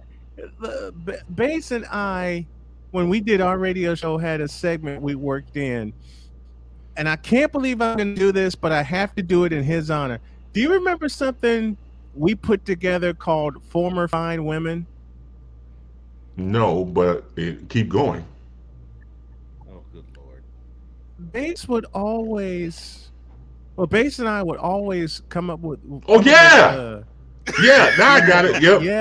Yeah. I remember now. It must have been one of the fine women that came in his mind that just struck his memory. Former fine women. I mean, we would save it for one day during the week, and I think it was Wednesday. We saved it for Wednesday, and I would come in. I have my 2 bottles of frozen water because it was hot in that studio at PSI, and I'm wondering, okay, who is he going to bust out today? And the first time we did that segment, we came back from a break. While I was taking a sip of water, Bass says, let's talk about former fine women today. And already my brain's going, oh no, what's he going to do to me? Why former fine women, though? I will give you the first name he put on the list, Jasmine Guy. Okay, when he mentioned Jasmine Guy, I walked out. Okay, well, I put my bottle on the floor next to the microphone and walked out, laughing. Well, and Bass just looked at me with a plain face, and he goes, "Where you go?" He goes, "Rayman, where you going?" While I'm holding my stomach, laughing. Well, you all might throw me out the men's club for this, but with Jasmine Guy, you would have to strike former and put never in its place for me. Look. First of all, I'm not going to do that at all. Hey, tell you what, I got to take this real quick. I'll be right back. I think it's delivery, so hang on one second. Yeah, right go back. Okay. Good. I'm so sorry. Oh Lord. 6 says the coach's full name is Ime Sunday Udoka. Oh my gosh. Westbrook, welcome, sir. He says, can the Celtics win the series? I think they did. Yeah. Last night, plain answers yes. Love the show. And glad the Snowman's back. So am I. And I agree. If they play like they did in the fourth quarter, they can definitely win the series. Love you what. They definitely can. They definitely have the ability. It's we talked about a moment ago. Legacy built versus legacy bought. Legacy bought, yeah. 6 says Nia Long has tickled my general and 2 colonels since her appearance on Chris Rock's Good Hair documentary. General and 2 colonels. Now I have we've to write that one. Rock and good. Oh my god. We have to use that. Now good hair has been worked into the conversation. Yes, good hair. Yeah. Okay. That critical Broncos fan. I love this with John. Yes, it has. I love this with John. He says, "Don't fall for the okie doke" will be perfect. The 6 says Chris Page should have added Layla Rashawn while he was at it. Oh my gosh. You haven't been on the show 5 minutes. You see what chaos you have created, Mr. Bass. Yes. Yes. One of my nicknames is someone that given to over time has been Mayhem. How did the great George Carlin put it? Chaos and disorder. Yeah, chaos and disorder. Yeah.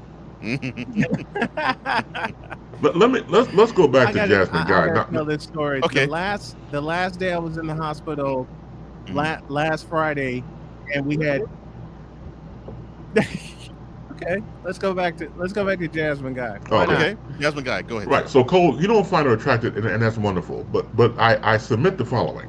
Okay. So you go back to, say, the movie School Days, Different World. Right. To me and others, a very attractive woman. And then over the years, age kicks in, and DNA kicks in, and then you're just not as fine as you used to be. So it seemed to me when I watched her age, it looked like she had a batter of pancake mix and put her head in the pancake mix and came up for air, let it drip. And then you just let it drip and you have all that pancake mix on your face and you have Aunt Jemima, pearl milling.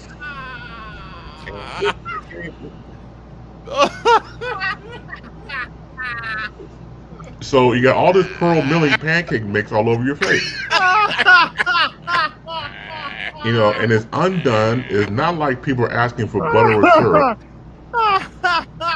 It's pearl milling pancake mix on your face dripping. Oh Lord. Right. Complete with about 30 wrinkles. Oh my gosh. Exactly. I was outdone. I'm like, how the hell did this happen? Cool. Harlem Night, for Christ's sake. I mean, it just shot the crap. Playmaker saying, what is happening right now? Yeah. This is what happens when you enter the Boomshakalaka. You don't know what's coming, except you're gonna laugh your butt off. That's a guarantee. Man, I was out there formally fine. You can't put it in fine category. It's formally fine. Oh, 6 says Jasmine Guy versus Lisa Every Bonet. Friday. Oh, Okay. I would take Lisa Bonet. I would take her. If I had to pick between the both of them. Oh yeah, I would too. I would too. Lisa, yeah, I would too. Yeah, no question. That Critical Broncos fan says pancake on your face. So like, It's unanimous. It's unanimous. Yeah. And I had a chance to meet Jasmine Guy.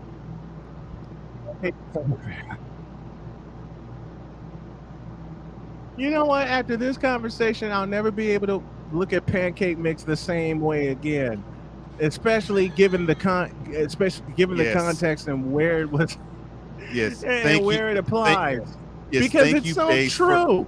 Thank you, Base, for making me now think of pearl milling and Jasmine Guy in the same context. It can't be Bisquick. You almost now maybe want to no longer buy pearl milling because of that. No, you go on and buy it. No, what you do is you go on and buy it, and then in solidarity, stick your head into the bowl of pancake mix and join her. Again, that's why I would no longer want to buy pearl milling because I would think of her. Hey, man. Pearl milling. In fact, me personally, I'd go and change her name. She's not Jasmine Guy anymore. She's Pearl Milling. Pearl Milling. Yep. That's it. Oh my gosh. Don't have pancakes for a week now. It's probably going to be longer than this. Oh my God. Yeah. Oh my Yes, God. President's like, can't have pancakes for a week now. Yeah, that happens. Oh, now here is a former fine woman candidate right here. Thank you, Sig Dickey. And I thought Lark Voorhees from Saved by the Bell didn't age well. Sheesh. Ooh. That's not I borrowed good, from man. base from last week. Oh, with the gowns. Oh my gosh. A little King Kong Bundy. 5. That Critical Broncos fan says my knees got weak for a second. I don't know what happened to these women. I have no idea. Like I said before, they started off great. Fantastic, nice body, face and everything else. And all of a sudden, you just start to wilter. Cool says, I'm glad I like waffles. I know, right? Oh, Lord have mercy. Pearl Milling and Jasmine Guy. And he said, Pearl Milling, formerly Jasmine Guy. Pearl Milling and Jasmine Guy come up with a graphic for that? Yeah. What'd you say? I don't know how. I'm not tackling that one. I'm just saying, you want me to come up If with it a can be graphic tackled of at that? all. Oh my gosh. No. Yes. No. I'll stop Yes. you right there. No. That's what I'm saying. No. That's We're what I'm not saying. doing that. No. We're not doing that. No. But the Hell fact no. but the fact that Base said you should look, buy per give milling. this- You should buy per milling, create the pattern, and stick your face in it as it's in solidarity of joining the pancake mix with Jasmine Guy. Yeah, you should. And you start your own family. So me, like I started my own fraternity sorority, Me Fi Me. So Me Fi Me is like everybody, even though it's about me. I invite everybody. So it's Me Fi Me. So in this situation, when it comes to the pearl milling, if you, for example, Cole Johnson, for example, if Cole Johnson got some pearl milling pancake mix, stick his face in the pancake bowl out of solidarity, then you will become Cole Johnson Milling.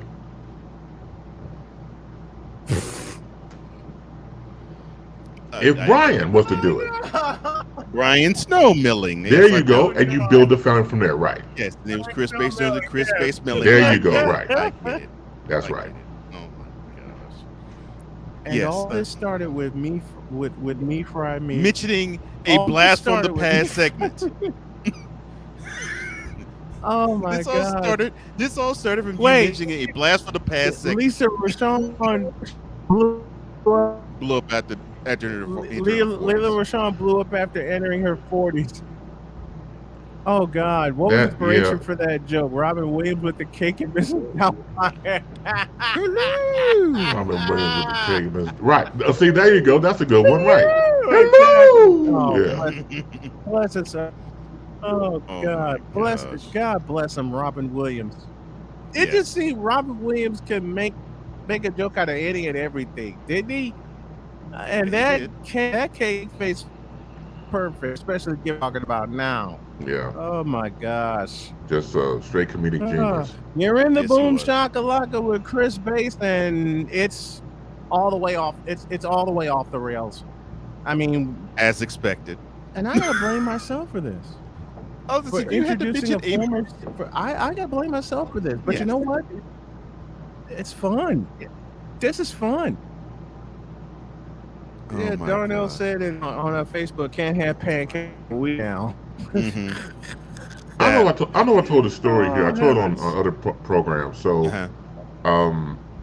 so years ago, I'm downtown Chicago walking around. I run into a former colleague of mine, former classmate of mine. Did I tell you about this story?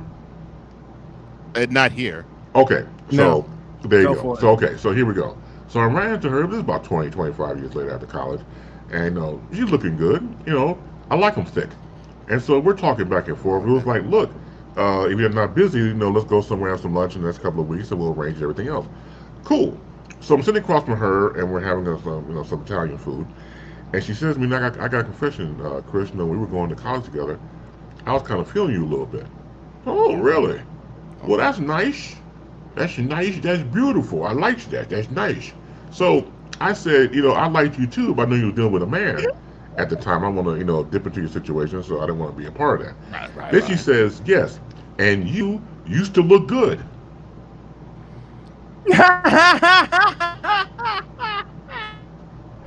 And that concludes Snowman in the Morning with Cole Johnson.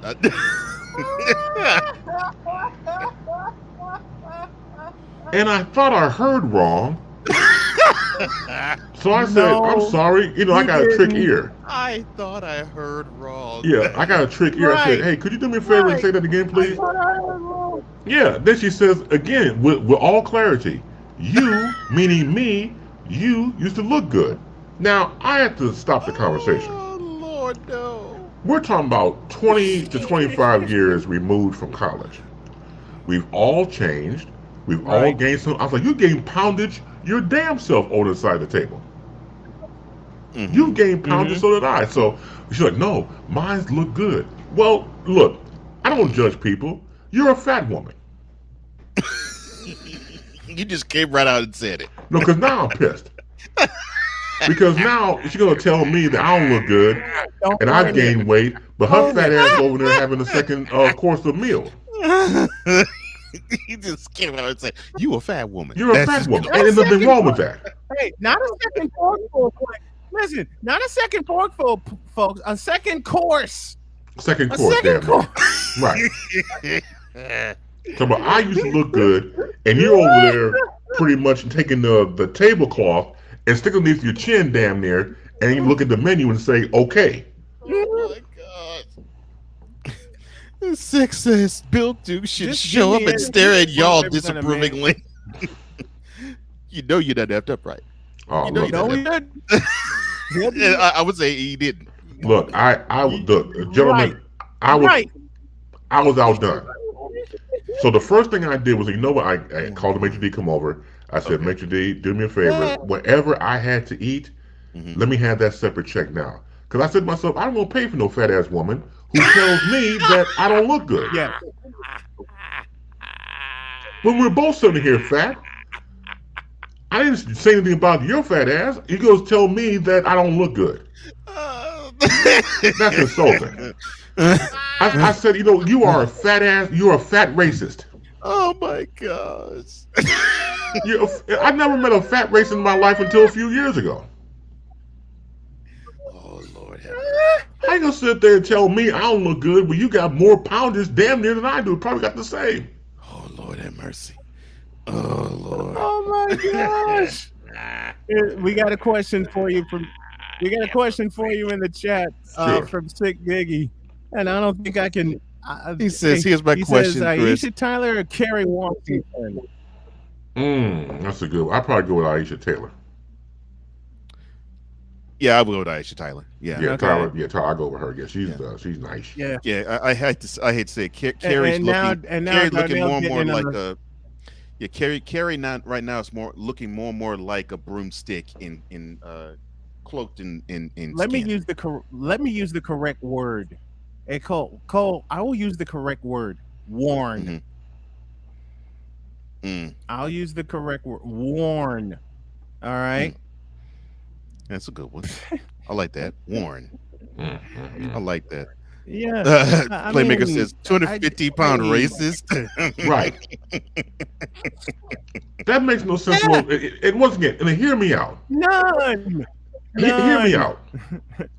That didn't make no sense, bro. I'm sorry, bro. Bro, that made no sense, bro. That's no, cool. because you're dealing with all that fat you got in your body got up to your damn skull. Yeah. Yeah, that is a pot meat kettle type of situation. Man, look, let me tell you something. You can't say anything. Yeah. You can't. How you gonna sit there and your stomach is on the table just by osmosis? You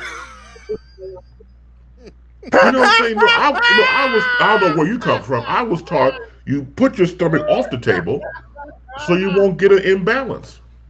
My man Base said that woman was putting that stomach on the table like it was a plate. That's cold. I'm eating for two. Wait a minute. He said second course. He did. Said second course. He did. He absolutely said second course. Oh Lord. Six said, darn. gosh. Chris Base went from the Boomshakalaka to Black Phillip. Yep. Oh my God. Like Dolomite said, I ain't lying. Heavens. I ain't lying. I'm telling you, you can't make this stuff up. Hey, Good morning, BS3. Wow, man. Oh man, good morning, 3. Oh Lord, Oh sick. my God. Kerry Washington got worn out by Forrest Whitaker in The Last King of Scotland and Jamie Foxx in Ring. In The Last King of Scotland, Jamie Foxx. And then Scandal showed up. Actually, the one about Jamie Foxx and Django Unchained too. I don't Yeah, that's right. Oh Lord, no Playmaker. Booty do. Like I said, and then Scandal Stomach stick out more than her booty do. Lord have mercy. Stomach stick more than You're right. Oh Lord. Oh my God. You're right. And don't get me wrong. Approaching hour 3 might be.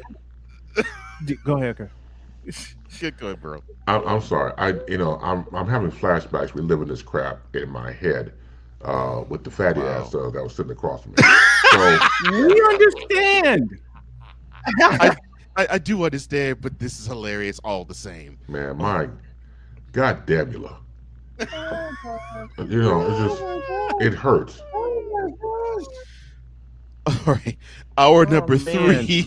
Yeah, I mean, to have a woman say that to you, it would open the floodgates of a lot of hurt feelings. I get it. No, but we I get don't. it. I don't judge Been people. there. No, I don't judge people. It's who you are. It's who you are. And as far as the time when we were, I saw her. I used to like her in college. I liked her now, until she opened up her mouth, and then ruined the whole thing. And like my man said, when you have a gut talk, which is a gut and a buttock combined, you have no right to say anything. You have no right to talk about anything. You have a gut talk. None. You ain't got no business saying anything to anyone. Nothing. Okay? Nothing. You can't say nothing. Bases let loose with the right cross, the left cross, the uppercut. Man, for those of you that are fans of street fighting, my God, a gut talk. A gut talk, right? Gut talk. A gut is combination gut and buttocks. Oh Lord. Gut talk. Yes. Gut talk. Yeah. Yes. I'm with you, Playmaker. I've seen it. I'm with you, Playmaker. I'm done. My bad. I'm done. Oh my God.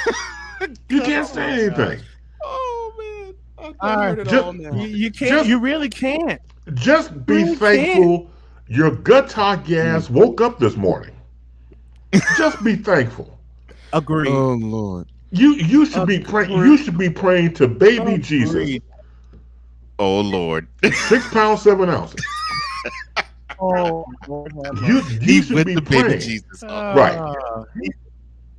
You should get down on your knees if you can. Oh, man. And get on the side of your bed and take your fat ass knees, put a pillow underneath, and clasp your hands and pray to baby Jesus, 6 pounds 7 ounces, that your gut gas woke up this morning. Said, get on your knees if you can. 7 ounces. Yes. He said Yes. 6 pounds. Yes. If you Yes. can. Yes. If you can. Yes. 6 Baby pounds, Jesus, 7 6 pounds, oh my 7 God. ounces. Yes. That's right. Yes. Yes. Oh man, we're due for a break before we bring my debate on. I'll get a base. I love you. Thank you so much for always coming on and taking us off the rails on a Friday morning. We appreciate you, sir. This has been the Boomshakalaka with Chris Bass. You don't know which direction he's going to go. Thank you, brother. Love you. Thank you so much. Oh my gosh. Don't soil this program by putting crap on it.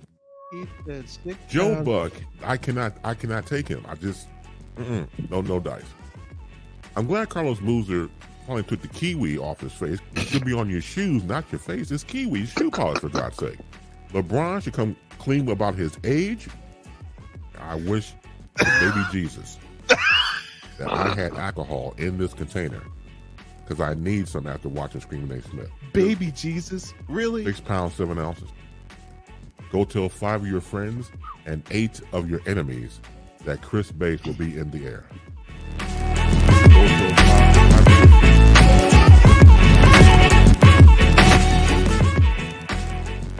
I can't do it. We'll do it live. Do it live!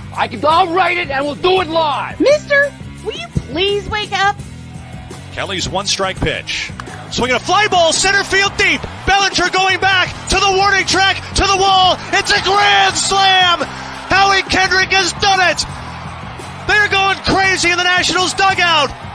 Howie Kendrick with a grand slam here in the 10th inning of Game 5. The Nationals 7, the Dodgers 3. Do you believe it? This is Snowman in the Morning. Hey, this promises to be fun. Oh, yeah. Can't wait. Are you kidding me? Do you believe it? Our number 3 of Snowman in the Morning with Cole Johnson. Hopefully we can recover from what just happened, because we have exited the Boomshakalaka with Brian Snow, Cole Johnson, and oh my gosh, that was wonderful. Whew. Oh my gosh, that was wonderful. I don't think I've laughed You know that hard what? in a minute. Much needed.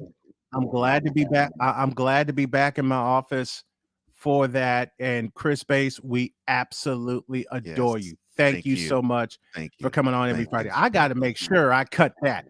That'll be the first. That'll be the first of the repeat segments, and I'm going to make sure I create a challenge on the Man, a channel on the YouTube page for it. man, let me Enter the tell you. Boomshakalaka. Let me Man, please. let me tell you a quick story. You were in the hospital, I think, not in the hospital. You were recuperating at home, and this was back in April. Okay. And Cool joined me. Cool McCain joined me, and Yeah.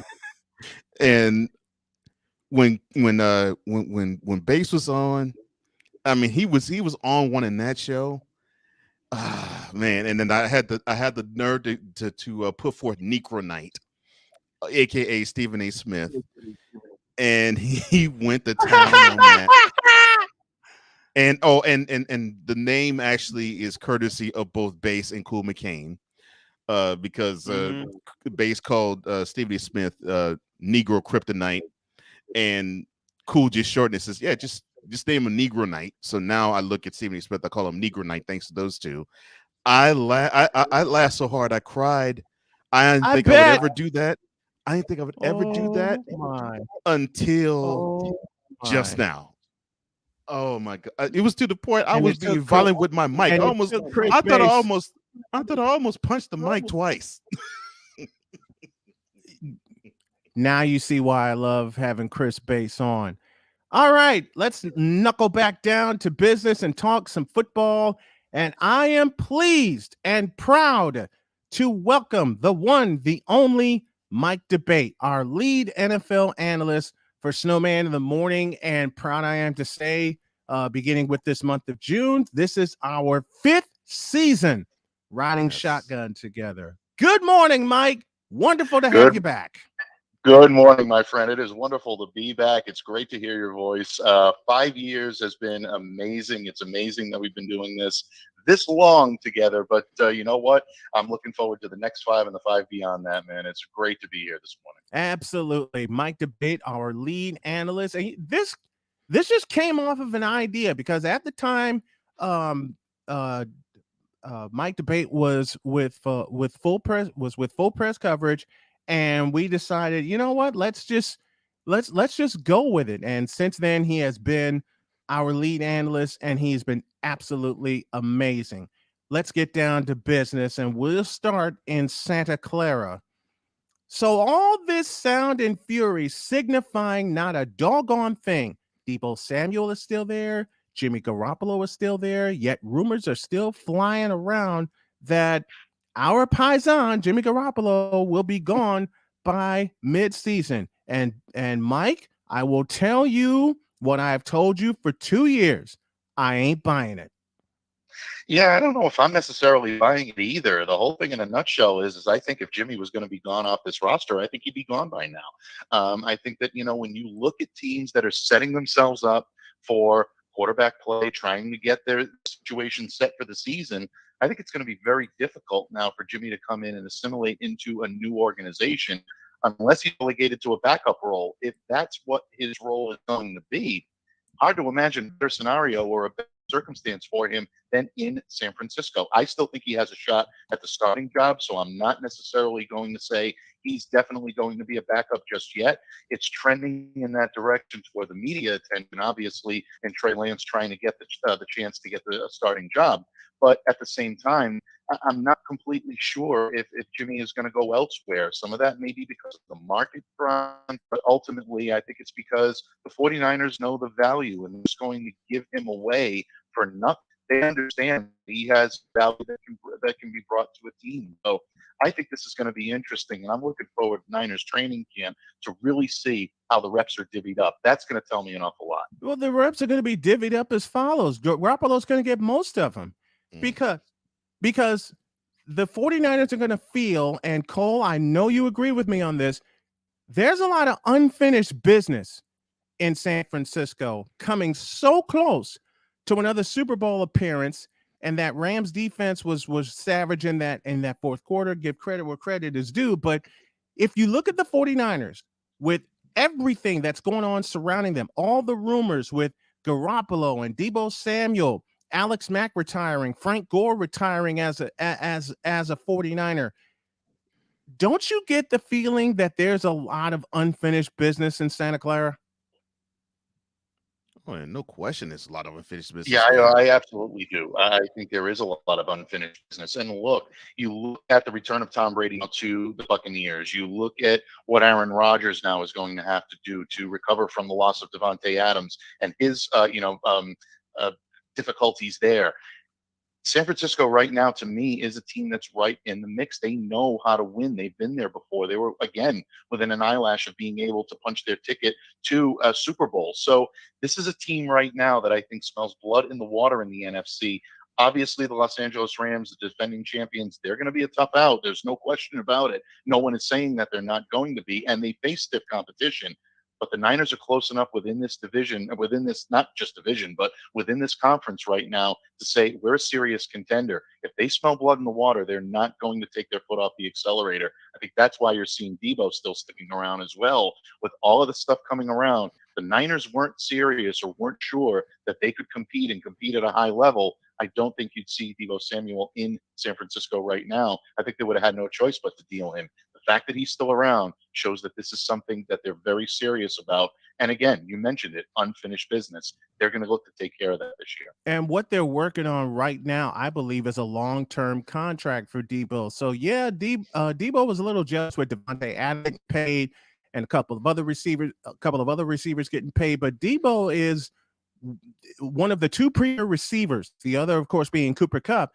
But Deebo is there. He's right there. He's been there since his rookie year. And John Lynch said it best. He would be foolish to trade Deebo right now. So Deebo's not going anywhere. They're going to work on a long-term deal with him, not just with him, but with Brandon Ayuk, and get some more reinforcement at that offensive line position. But to have Deebo and Garoppolo in tow for 2022, it's going to be huge for San Francisco.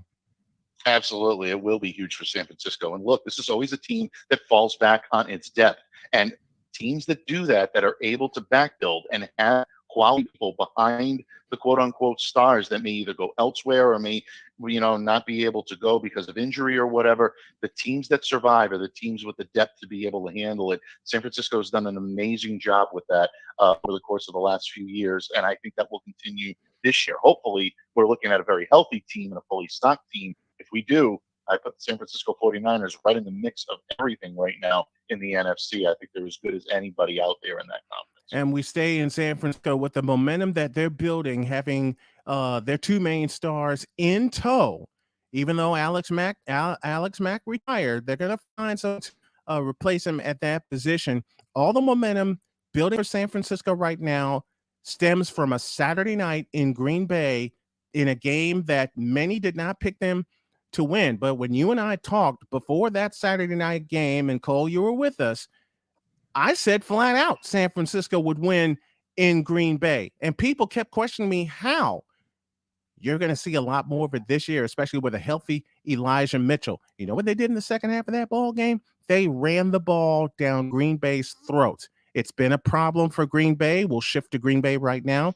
It's been a problem for them defensively, being unable to stop the run. Deebo Samuel proved it. Elijah Mitchell proved it. Everyone who touched the ball in the second half of that game at Lambeau Field ran the ball down Green Bay's throat. And to this point, and we can go back to the NFC Championship game where Raheem Mostert ran wild. The Packers have not solved that problem. Big problem in Green Bay.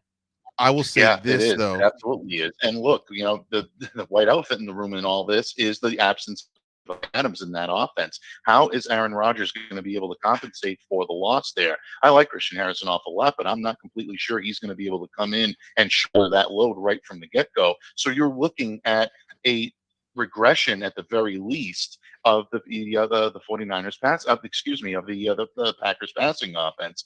This is going to be a very challenging year, I think, for Green Bay. They do have the talent on both sides of the ball, and I fully expect them to be in the mix. But are they going to be that guaranteed number one, number two? That's going to be a big challenge for them. And like you said, that's still the specter that's hanging out there with this team.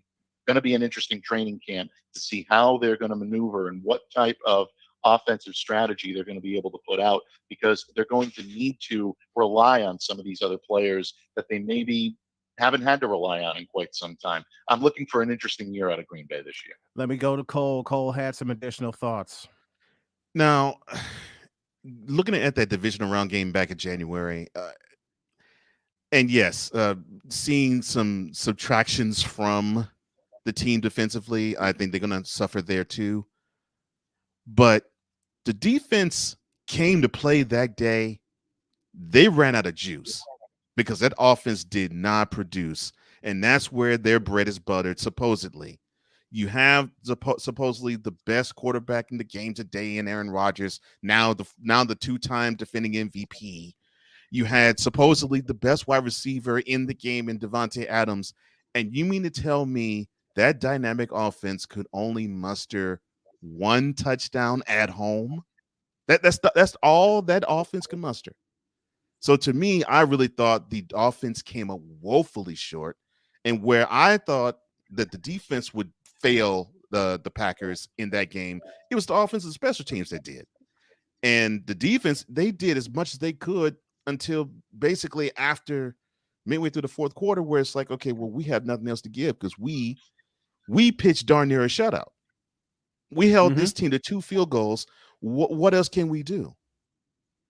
And now we're coming into this year, older quarterback, no Devontae Adams. You have an Aaron Rodgers, Aaron Jones, who that should be probably the guy that you're going to have to build the team around offensively. But you have an offensive line that's battered all the time, and you have wide receivers that aren't proven to be elite. So I don't know where. And to Mike's point, I don't know how they can come up with the 13-3 record that they had the last 3 years. I don't see it. I don't see it either. Let's go. I don't see it either. Let's go back to Mike. We stay in Green Bay. We stay with that Saturday night game. You hold San Francisco offense. You know what won the game for the 49ers? Their special teams.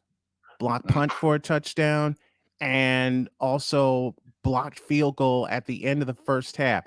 If they make that field goal, speaking of Green Bay, at the end of the first half, it's 10-0, and it's far more difficult for the 49ers to come back. So the Packers also, Mike, I come to you first, need to address their special teams, because after allowing 10 points off of special teams, that's a major concern.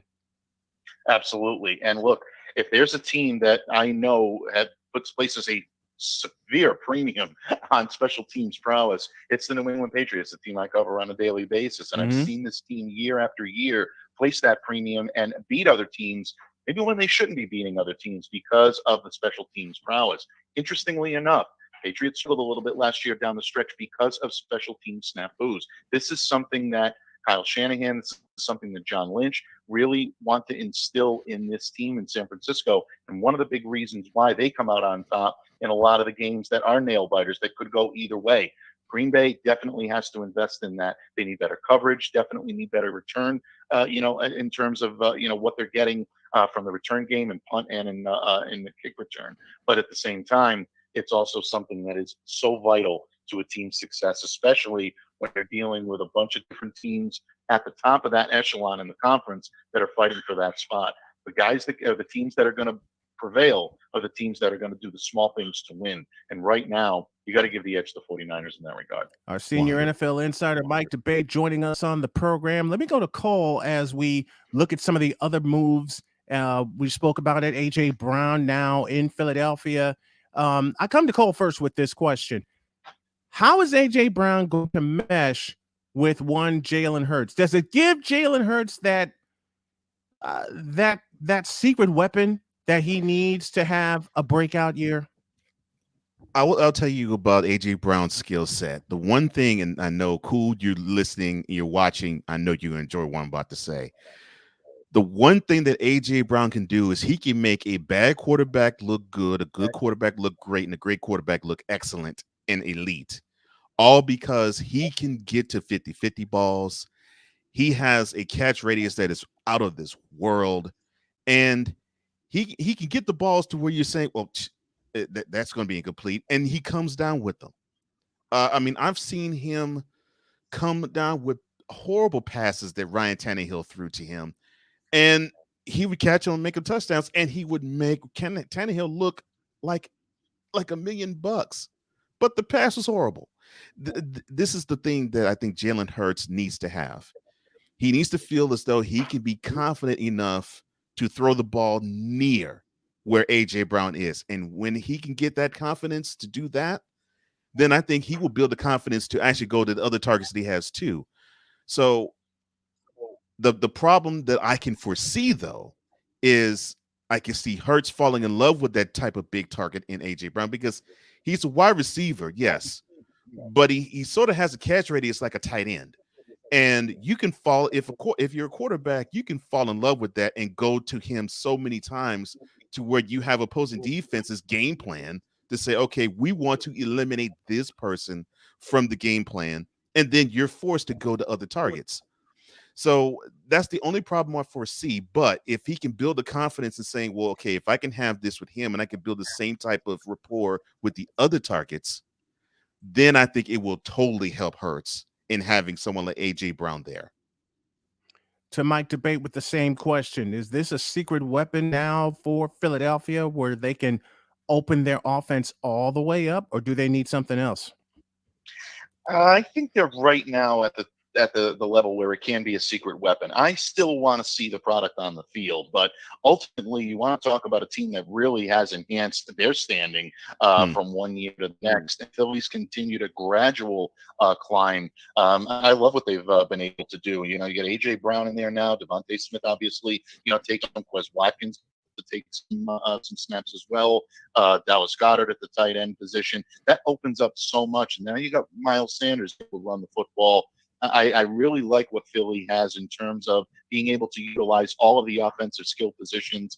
And again, it's going to come down to offensive line blocking, obviously. But in this regard, I really do like this. I really am very intrigued by what they've done in the offseason on the offensive side of the ball. And they've made some good additions on defense as well. Don't forget James Bradbury coming in and being, an anchor on the other side of that cornerback tandem with Darius Slay. All of a sudden takes pressure off of what the offense has to do. If you have a ball hawking defense that can take the ball away, get you good field position, automatically makes things a lot better. I'm intrigued by Philly this year. Let's go down to Miami, and I'll start with Mike first. Tua Tagovailoa gets a new weapon in Tyreek Hill, which looks good on paper, but we are all football minds, and we analyze this, and a lot of people do not like this opinion of mine, but Mike, I think you'll agree when I say this.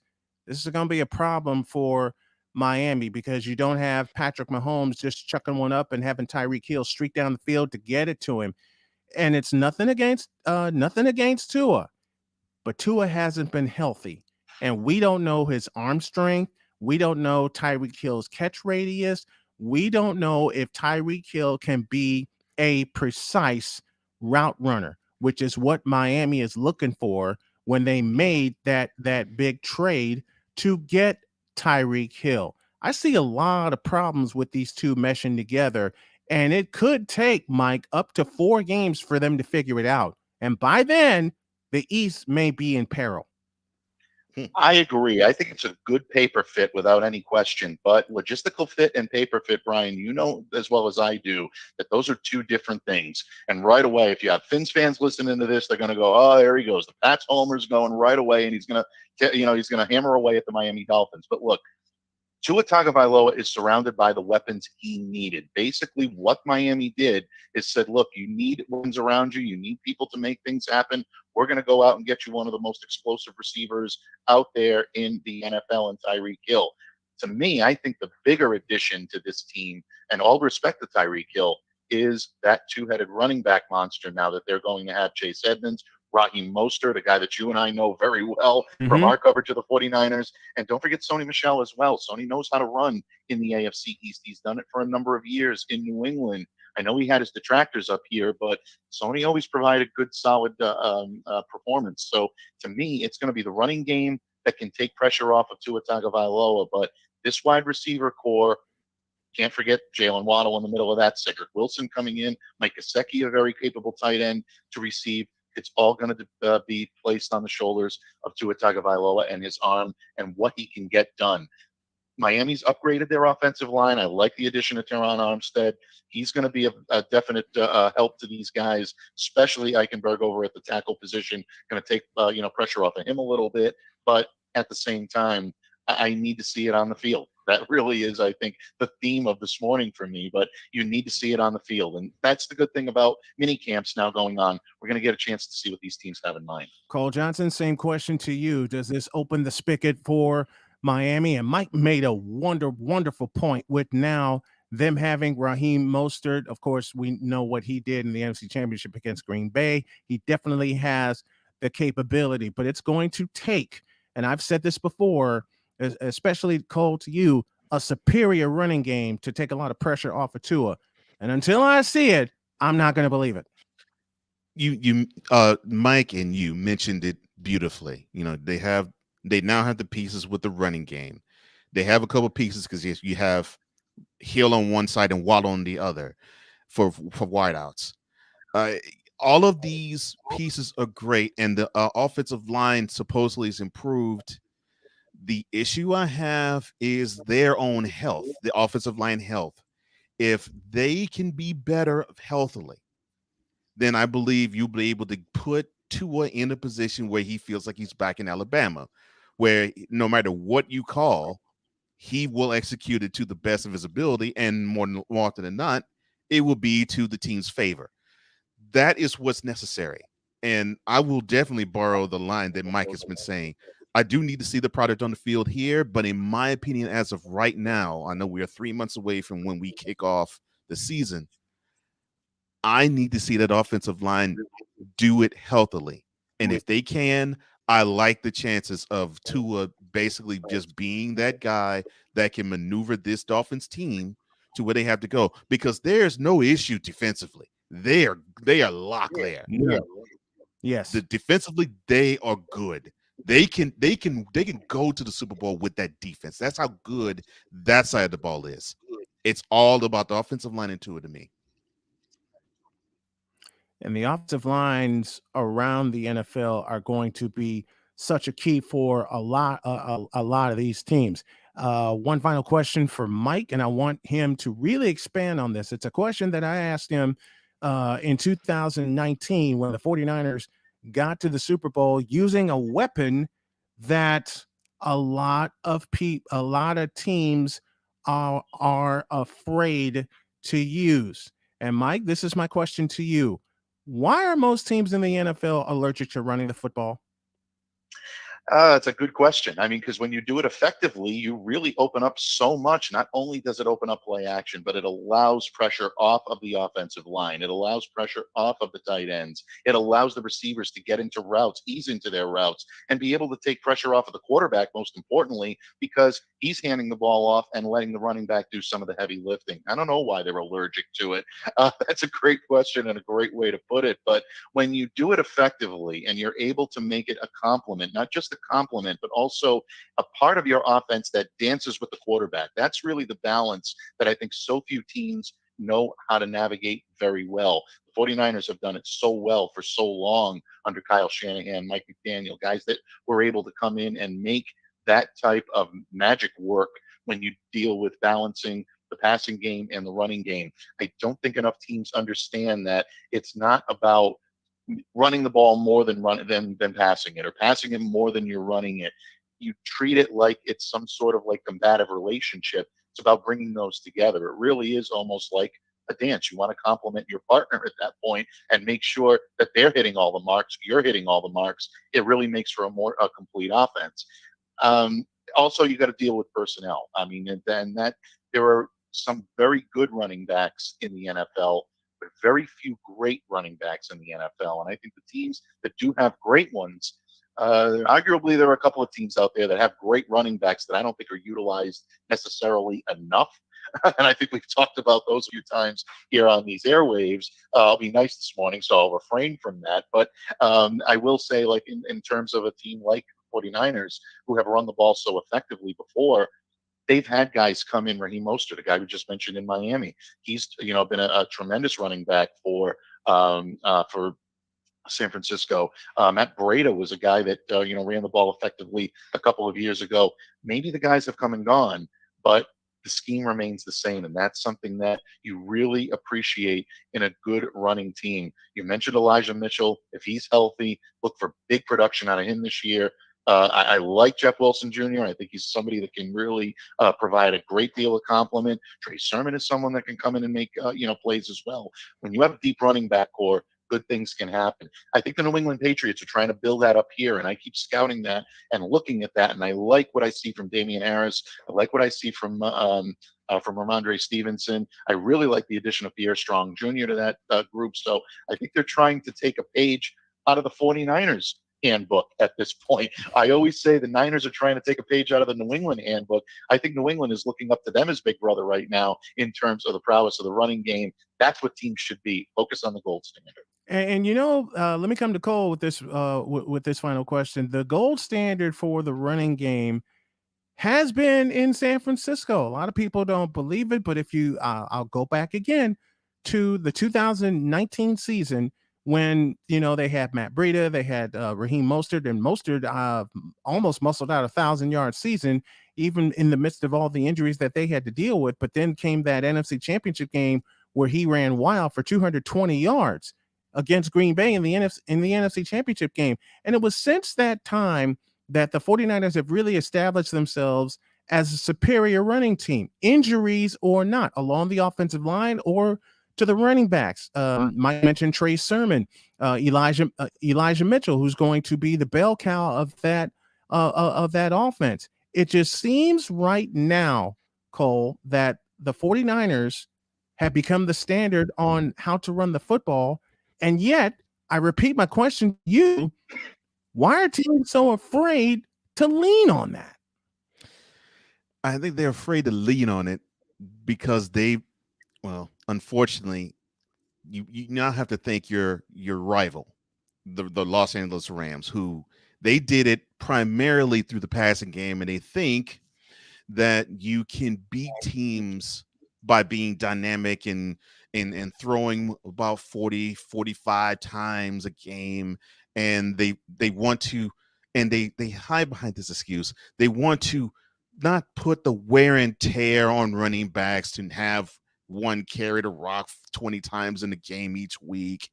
And they substituted by having short passing games.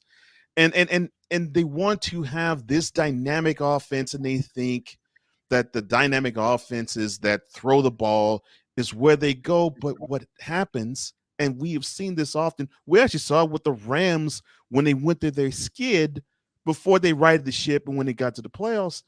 And that is, you put too much stress and strain on your defense when you have an offense that if you run the ball 20 times, you'd be thanking your lucky stars.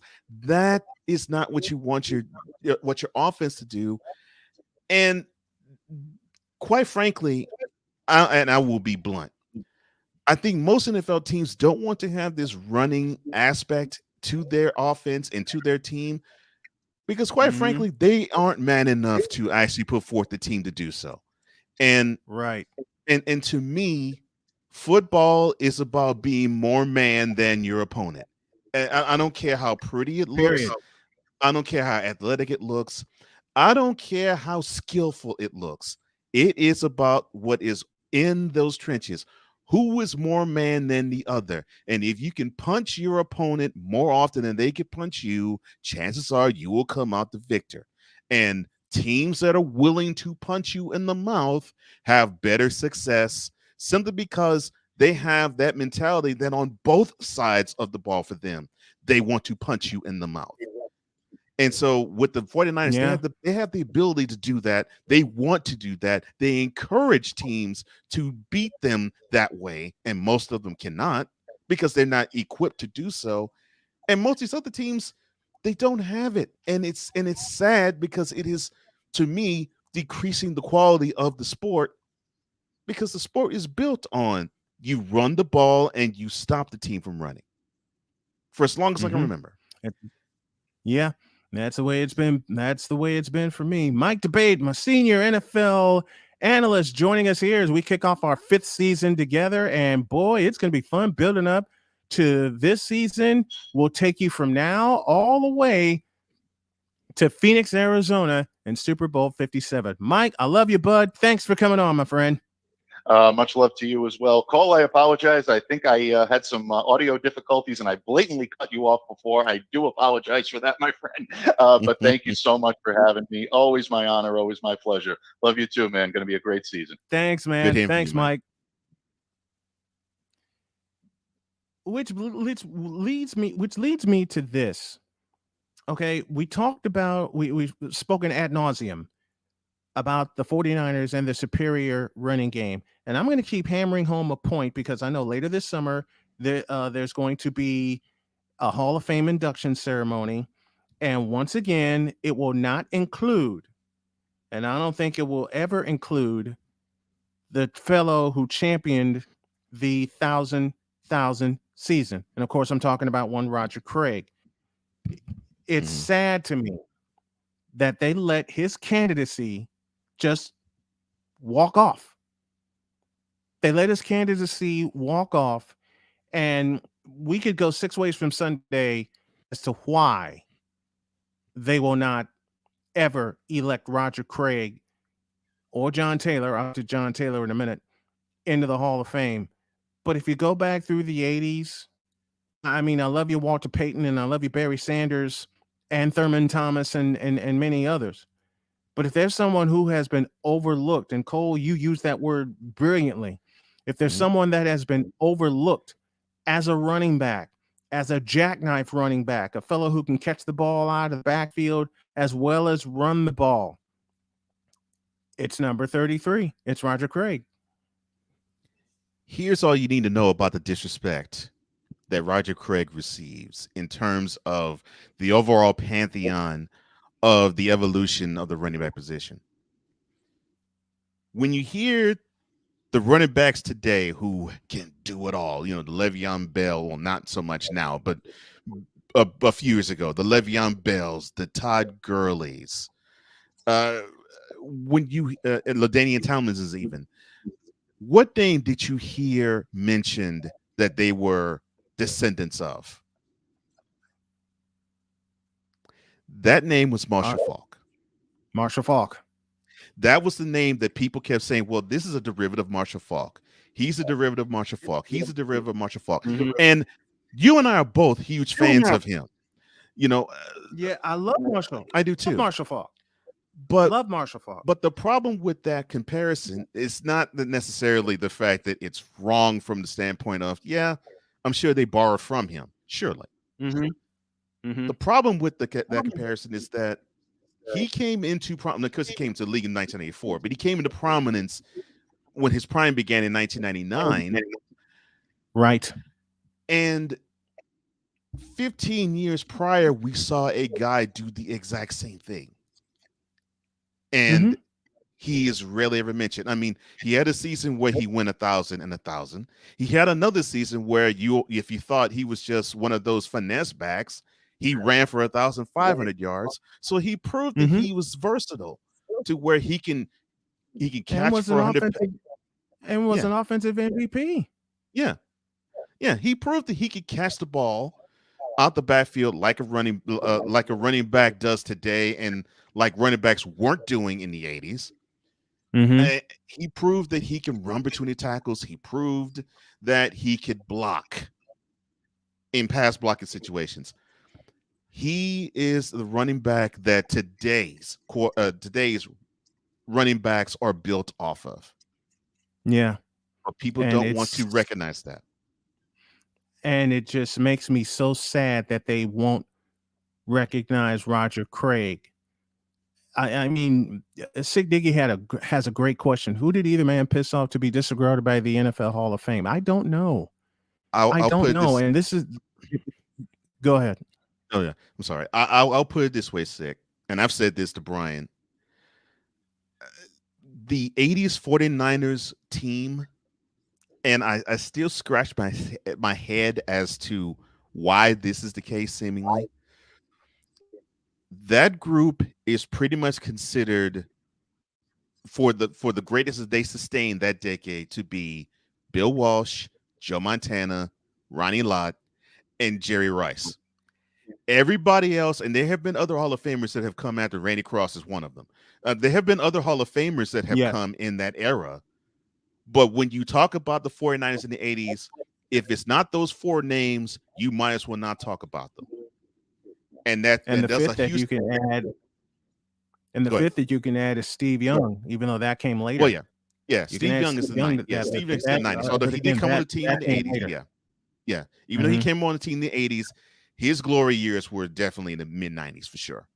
But yes, but the 80s for the foundational pieces for the 49ers legacy and dynasty, it's those four names. And everybody seems to be what's the word I want to use? Beneficiaries of Walsh, Montana, Rice, and Lott. The defense is stout because they had Lott on it. The offense was fluid because you had Montana to Rice. The whole team success was great because you had that genius in Bill Walsh. Yeah, and the first big name besides Montana, Dwight Clark. Yeah, where would the 49ers dynasty be without that catch? Yeah, and I mean, I can name a few. That contributed that, and I'm not even a 49ers fan. Dwight Clark is one. Freddie Solomon's another. Freddie Solomon, Dwight Hicks, Hacksaw Reynolds. Williamson, Saul Reynolds. Yeah. And remember, Hacksaw spent 10 years with the Rams, right, before he came to the 49ers and spent 7 years in San Francisco. Right. And Hacksaw played 2 Super Bowls with San Francisco, Super Bowl 16 and 19. Mm-hmm. And Harris Barton across the offensive line, Guy McIntyre. We mentioned Hall of Famer Randy Cross. Who started left tackle? Steve Wallace. William Bubba Paris. William Bubba Paris, who came to the 49ers in 82 out of Michigan. And no one knew who Bubba Paris was until 84 when he started getting reps in that NFC Championship game against the Bears. Now, you want to talk about a slept-on group. Offensive line for the 49ers in the 80s. They are that offensive line. They are just as started at left tackle, or if it was Bubba Paris. Go across that offensive line. Yeah. Go across that offensive line. Bubba Paris, Guy McIntyre, Randy Cross, Harris Barton. You know who I forgot, and I would be remiss if I didn't mention this guy. Jesse Sapolo. Thank you. You climbed in my head. Jesse Sapolo. You want to talk about a guy that was steady side of Randy Cross? Yeah. Could play elite offensive line in multiple positions. Yep. See, in fact, that 3-time Pro Bowler at 3 different offensive line positions: left guard, center, and right guard. And they are just as slept on as Roger Craig and John Taylor are. Because to me, and speaking of John Taylor, they're going to bring listen, we talked about these finalists a lot, and they're obsessed with 2 things. Thank you, Sick. All the talent in the world will take you nowhere without your teammates. 100. And we've said that today's NFL fan or today's sports fan is obsessed with stars and stats, and it's horrible. It's horrible that they're obsessed with those 2 things. But when I mentioned the candidacy of John Taylor of getting in the Hall of Fame, and I posed a question on Facebook, I said, why is John Taylor not in the Hall of Fame? You know what they did? They threw his numbers at me, and they called them, and I hate using this word, but this is the word that was thrown at me. Paltry. They called them paltry. For a 10-year veteran who spent his entire career in San Francisco and was drafted in 86 out of Delaware State as a punt returner. He was drafted as a punt returner. Paltry. They called them paltry. and they paltry, See? unimpressive.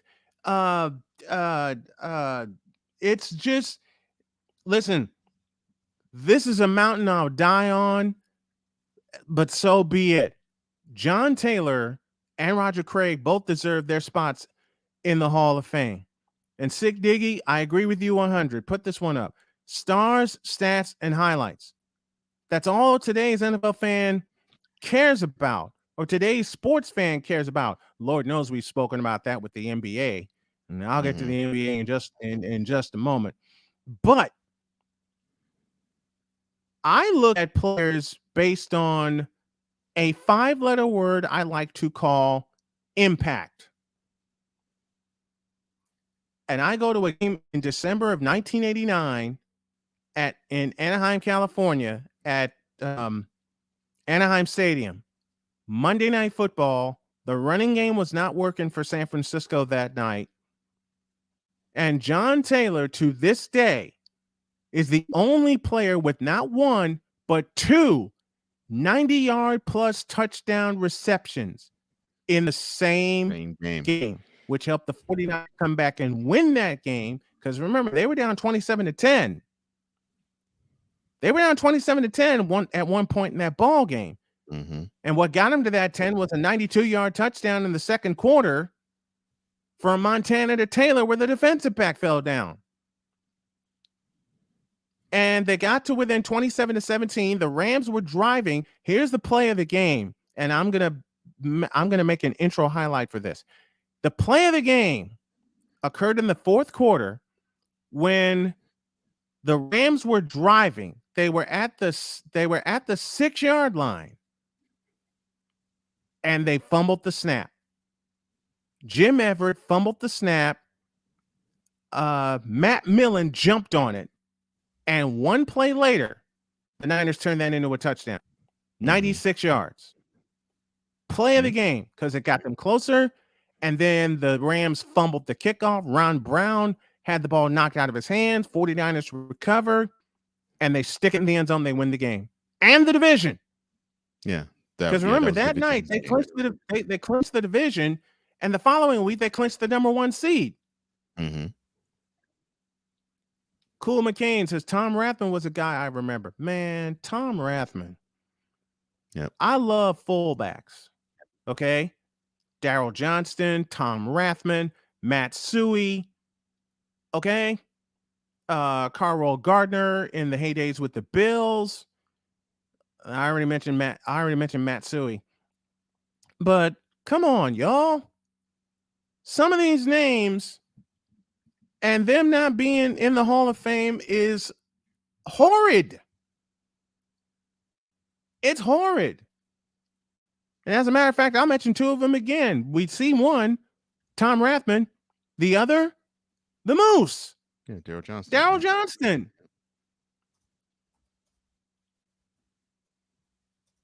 There are some standards that need to change with the Hall of Fame. There are some standards that need to change with the elections thereof. You know, and Sick Diggy had a great question. I'll put this up right now. What color tinted glasses are these fools wearing? The color of their team. And yeah, I wear the color of my team proudly, but I also know what the hell I watched. Worse. It's worse. It's the color, as we have talked about on the segment we do most every Wednesday, and even today. It is the color of the glasses of the guy they are rooting for. Because once he changes teams, the color tint changes like that. It does. And it's sad. It's sad that it happens that way. And we talk about it most Wednesdays. We mention it every Wednesday that people follow players and not teams. That explains why the Golden State Warriors get so much hate, because they play as a team. That's why the Boston Celtics are going to get so much hate, because they built their team. Yep. And that pisses me off, that teams can get built and built the right way. No matter what the sport, they can get built the right way. And yet all of us and yet all of a sudden you just change your mind with the way the team is, with the way the player is, and spit it out, Brian. This I'll spit it out, and Cole, you can cut the hell out of this, okay? Okay. This is LeBron James's fault. Whoa.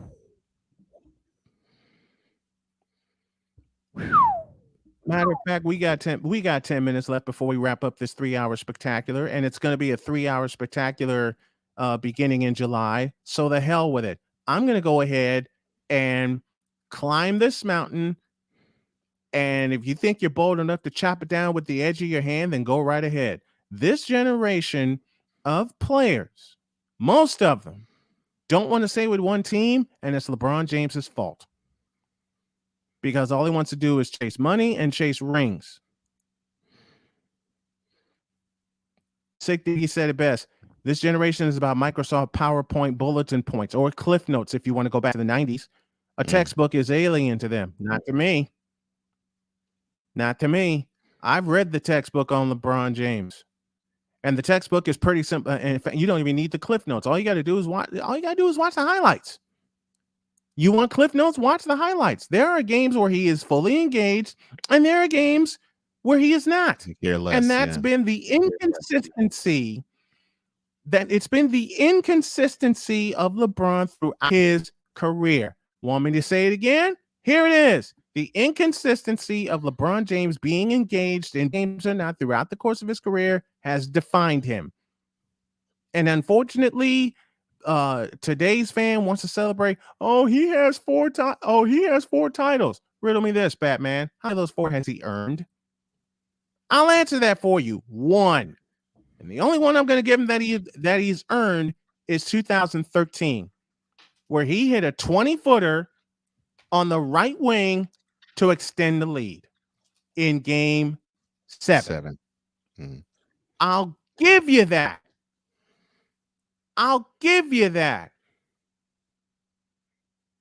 But I'll pose a question that I pose about Kyrie Irving, that I pose about Ben Simmons, and a few other quote-unquote stars in the NBA or NFL or whatever the hell the sport. In the immortal words of Janet Jackson, what have you done for me lately? Nothing? Good answer. Because Lord knows we can point to Kyrie Irving, we can point to James Harden, we can point to Ben Simmons, we can point to LeBron James, and you're damn straight I'm pointing at LeBron James. I'm looking square at him. What have they done? Nothing. Okay? Sound the syllable out. Nothing. Not a thing. Sick Diggy says, quote, there are no cheat codes in life, children. It may be a video game, but you better play smart and do the work. Close quote. That's why I like old school games. That's why I love Pac-Man and Centipede and Zaxxon and Joust. And I can name many, many, many, many others where all you had was a joystick and an idea. You do what our old school parents told you to do. Figure it out. Can I get a witness? Yeah. You do what you're supposed to do. Figure it out.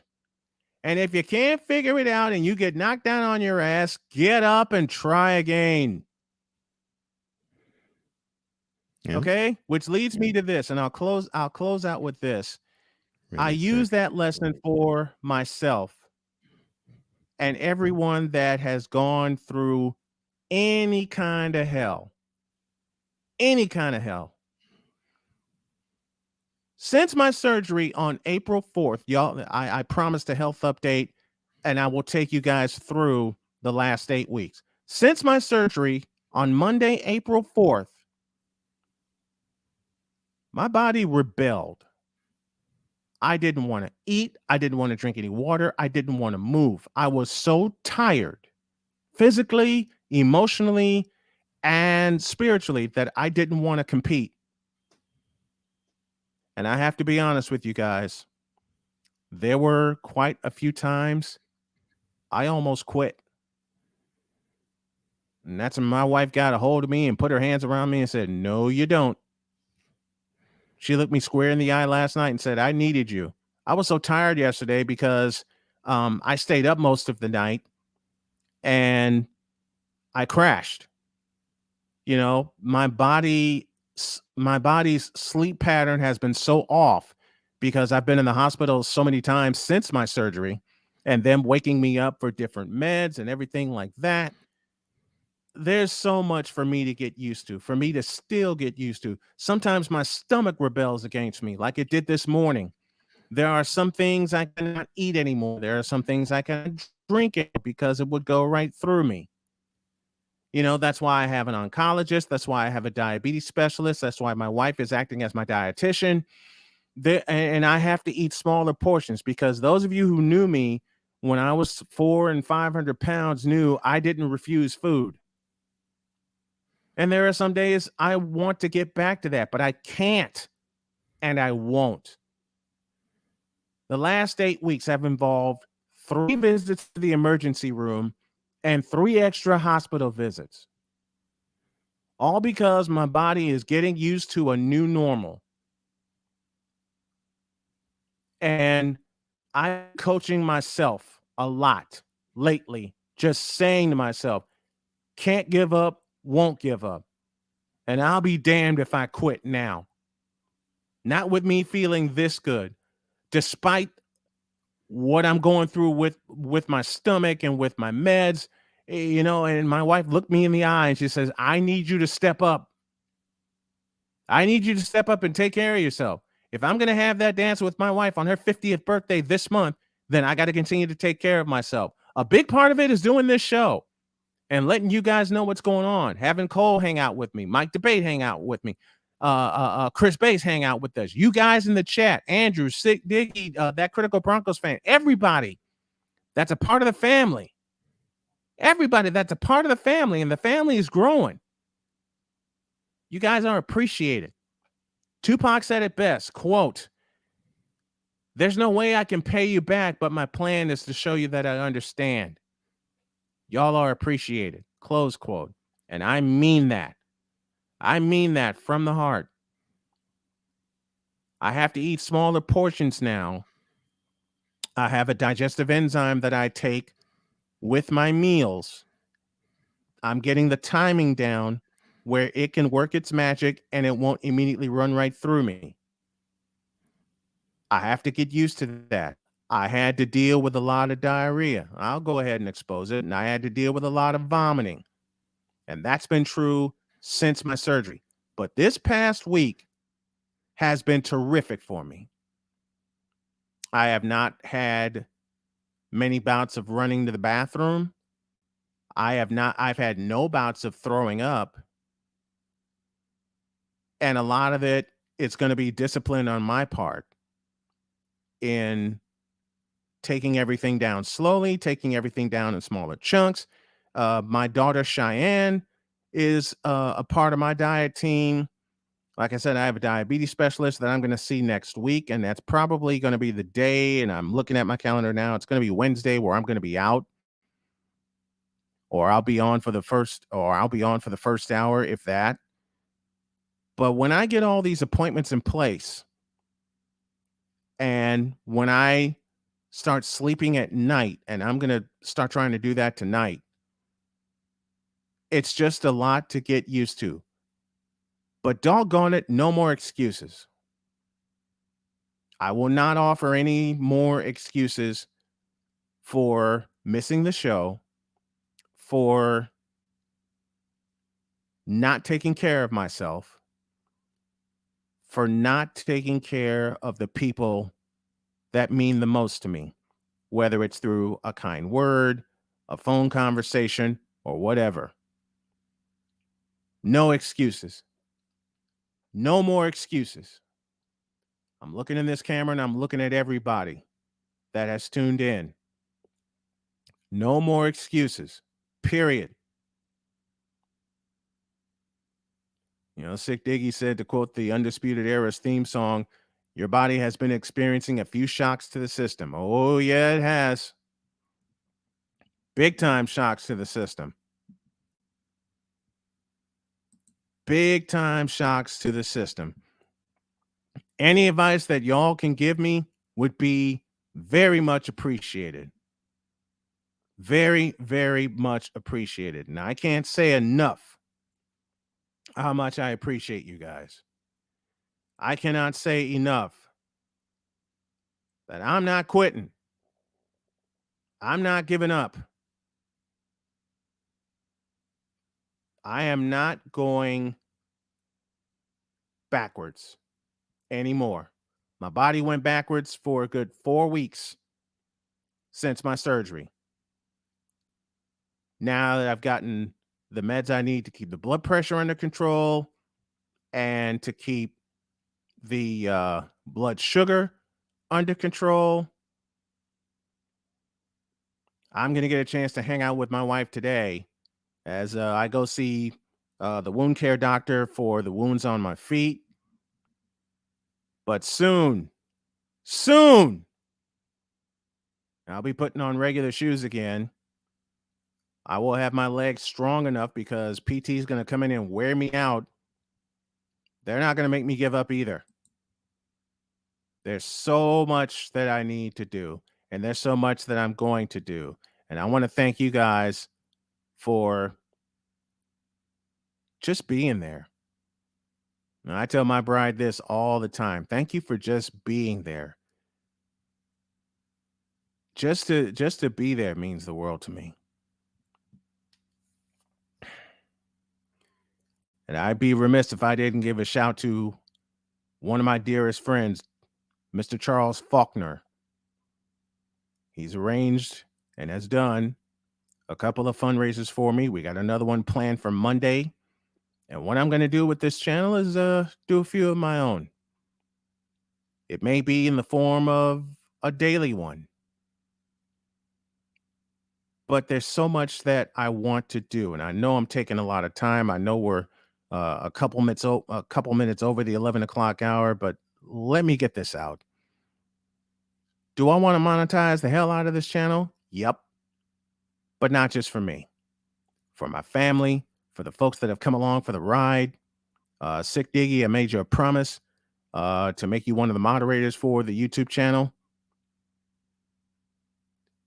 Yeah. I'm going to do all of that.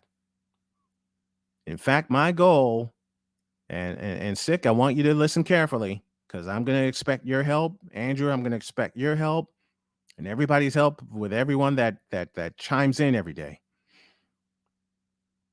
Is 1,000 subscribers by the end of this month.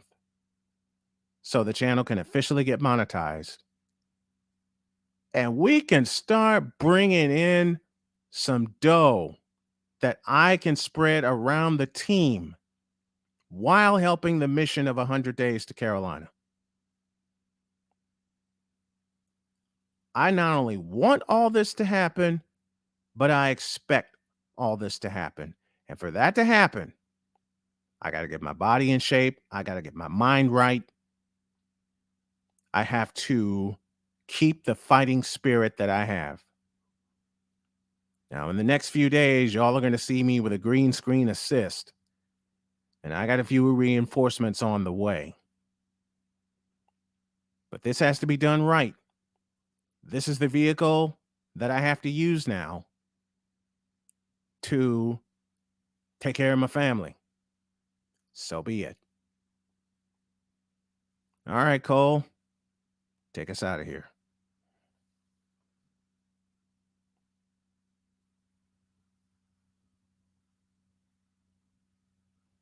Yeah, lose him. And Sick Diggy says, all in due time, brother. Yes, indeed. All in due time. All in due time. And I know that. I know that. Don't forget the initiative of 100 Days to Carolina. Any way that you can donate to the cause would be absolutely phenomenal. The goal, $60,000 in 100 days. And that's to take care of every cost every contingency and everything that we can think of to make this happen. And it's going to happen. I'm going to drive this, but I'm going to make sure I take care of my body too. So for everyone who tuned in today, have a great weekend. God bless. Remember to make your next move your best move. And always remember, if your dreams don't scare you, then they are not big enough. Dream big, do bigger. That's what Cole's doing. That's what Sig Diggy is doing. That's what Bass is doing. Mike Debate, everyone that joined us throughout the course of this program. Thank you from the heart. Thank you. And I love you guys.